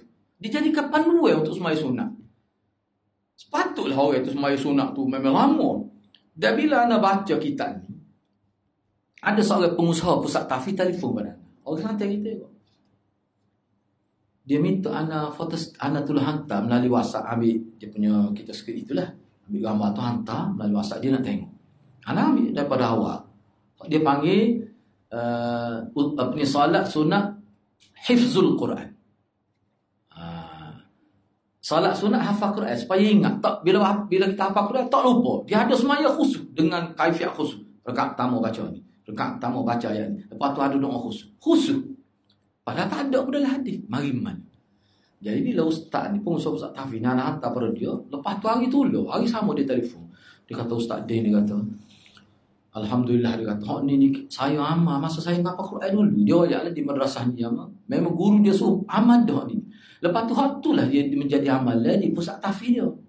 Muncullah dia kata dia takut tidak dosa besar dia. Lepas tu dia tak benar dah amal.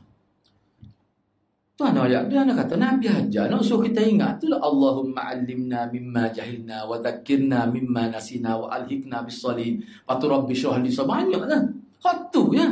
Apa siapa semaya khusus sepah Fatihah baca qul huwallah 3 kali, rakaat kedua 5 kali. Mari mana tu? Itu buat sendiri. Tu tadi. Jadi tu Haji sebut tadi. Mana kalau kita nak baca banyak, kalau sahabat bernabi, kita atas amalan kita seorang, kita tidak mengadu, kita pun tidak letak fadilat sendiri, tak apa tu. Bahkan ulama kata, kita nak main nak puasa semua tak apa. Walaupun tak molek tapi sah. Kalau tanya anak kata memang tak molek. Kalau main aku tak boleh pahala. Hak molek ni supaya Nabi, isteri khamis cukup dah. Kalau nak buat juga kan untuk selesai hari, supaya puasa Nabi dah. Tu sebut dalam hadis. Tu kalau nak buat dah. Sebab anak pergi jumpa mati dah dia ni. Dia target puasa 2 tahun straight. Anak pergi jumpa dia. Ni cerita berlaku di mana tak ingat. Wayak tak boleh mahu. Mati dah dia ni. Anak pergi tu masa tu dia puasanya dah setahun lebih. Tak berhenti setiap hari kecuali raya dak lah raya tu. Dia tak lagi raya tu kena bokor tu. Tapi nak cukup 2 tahun anak pergi tu pucat dah. Muka dia jadi putih. Patu Jepun pucat. Kita kata dia ni pegawai besar saja. Dia lepas dia pencing, dia target nak puasa 2 tahun. Anak pergi jumpa dia, kecek dengan bini dia. Kata kena ayak ke gaji ni tak boleh. Mana boleh buat kerja lagu ni. Ini mendera diri ni, salah dalam agama. Tak boleh kot. Anak kata apa buat kerja ya? Bini dia kata dia nak jadi tok bomo. Oh, nak jadi tok bomo bukan nak ibadat sebenarnya. Anak kata lagi tak boleh, kena bokor, wajib bokor anak kata. Anak mati, tosi. Tak ada 2 tahun mati dia. Mati tu apa? Tubuh jadi lemah. Nak tu dia doktor dia kata tak cakap royak. Anak buat macam mana manusia. Sebab ada ustaz suruh dia buat gitu. Dia royak, itu ayat ustaz mana? Kau Tuhan anak sendiri gitu. Nasihat jangan buat gini, Pak Cik Haji.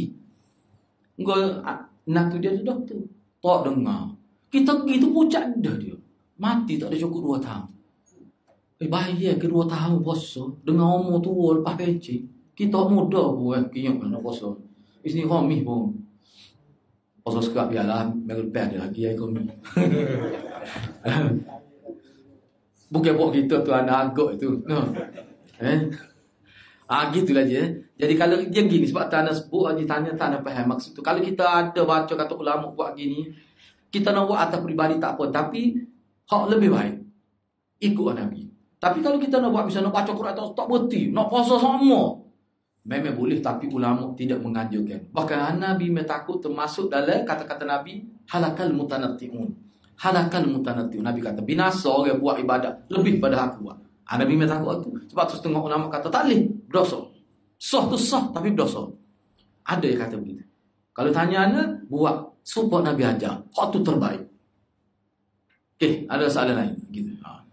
Tambah lagi. Yang kamu ada orang puasa sejak sampai Ramadan 3 bulan straight. Hak tu sebenarnya di segi dalil itu tak ada. Yang pertama. Yang kedua, satu orang dia cerita tentang amalan penduduk Yaman. Dia terawih banyak tempat. Dia terawih masjid ni 20 rakaat, masjid ni pula 20 rakaat. Siapa rapat kau sahur? Amalan penduduk Yaman. Okay, dua soalan ni, anak soalan ni boleh dengar belakang lah. Mula-mula sekali ni berkait dengan puasa, ya no? 3 bulan tu puasa straight tu sebenarnya tak ada satu nas pun yang sebut gitu, dan Nabi pun tak puasa. Mengikut Aisyah lah, riwayat Aisyah, dia kata Nabi puasa penuh bulan Ramadan, tapi bulan Rejab Syaban kalau kita nak banyak pun tak apa, tapi jangan penuh. Sebab penuh tu, sebab dia gini, orang kita menganggap puasa penuh tu dengan ada kelebihan. Tu tak boleh lah. Anggap kelebihan tu siapa dia bui. Ada hadis ke tidak? Tak ada. Tapi semata-mata nak puasa boleh, tapi janganlah penuh. Apa kalau penuh tak serupa, sebab kita nak biar serupa dengan Nabi puasa. Serupa dengan Nabi puasa tu pentingnya. Serupa Nabi baca Quran ke mana? Misalnya Mesuyuti sebut, lagu mana budaya baca Quran Nabi? Nabi baca Quran ni dia bersambung. Misalnya dia mula dengan Fatihah, dia sambung-sambung, tak kira jatuh hari gapo pun. Jadi sebab tu bagi anda, kalau kita buat tetap mesti malam Jumaat baca dia mesti daripada muda waktu sama generasi kedua begitu juga. Lepas tu anda ni ada pula ubah, dia baca suratul Mulk pula misalnya.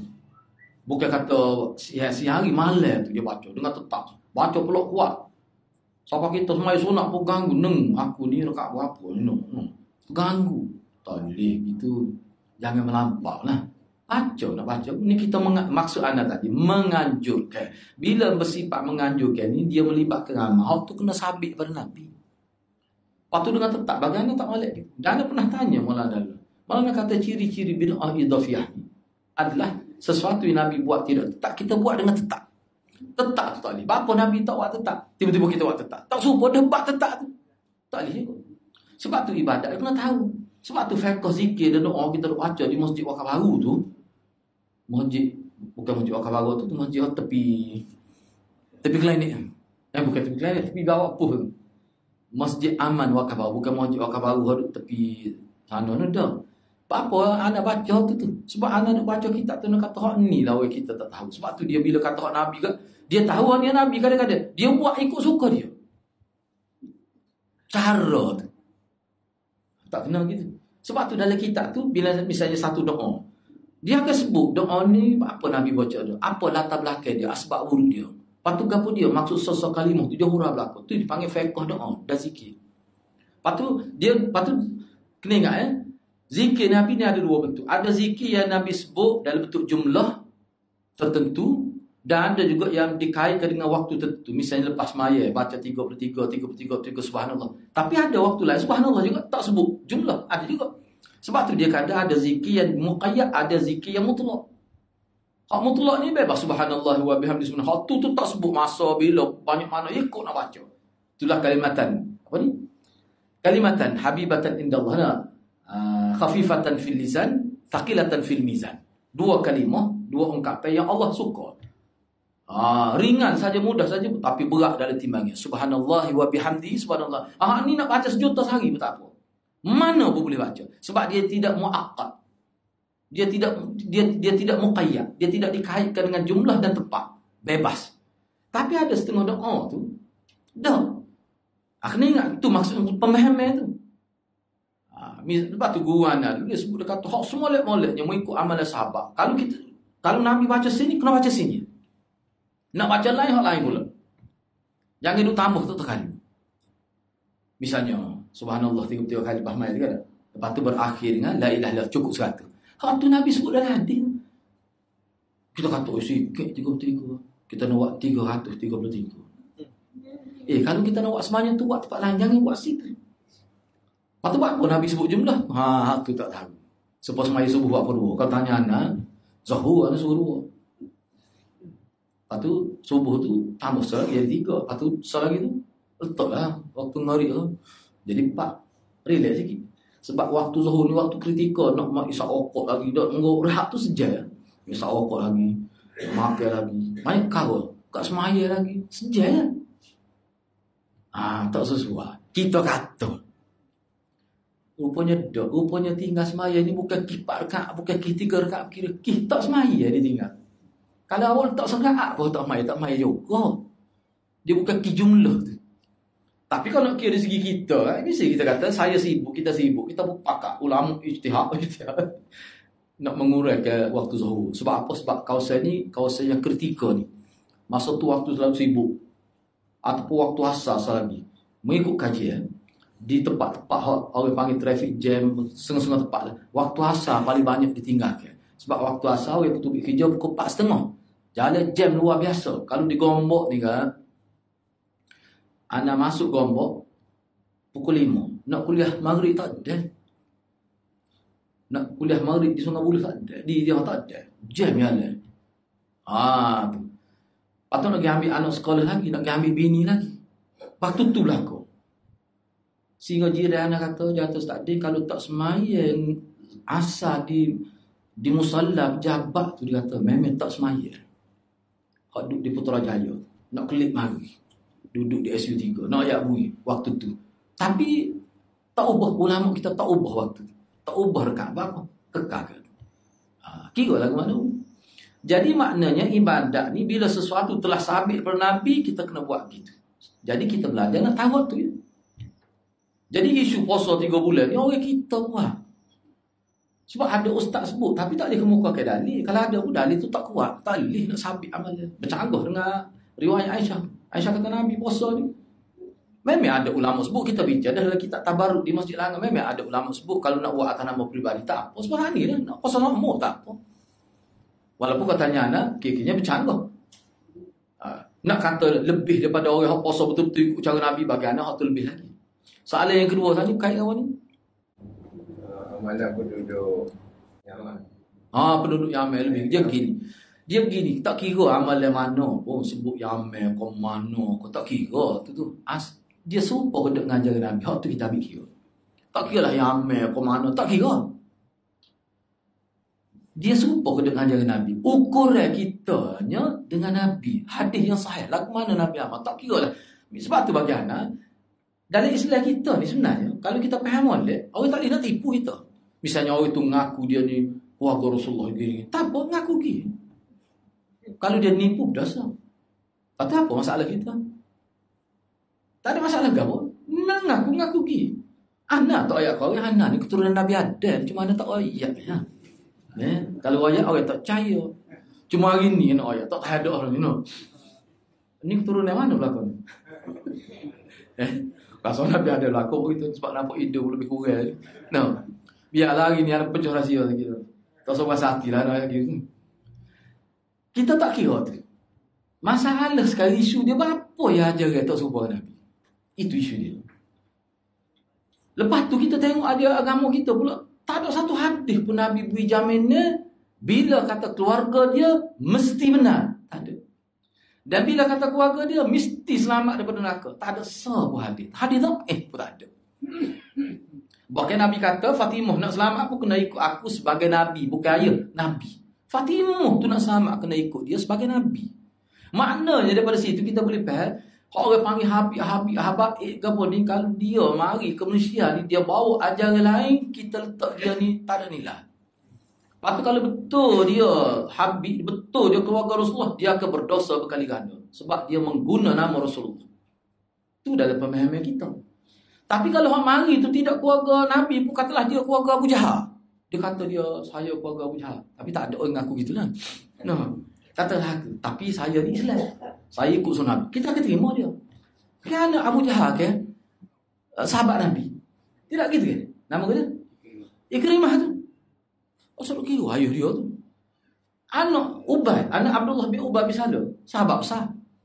Sahabat Nabi tak ikut ayah dia, walaupun ayah dia mati dekat ketua munafik. Apa? Anak dia tu sahabat kita. Dan sahabat yang bagus.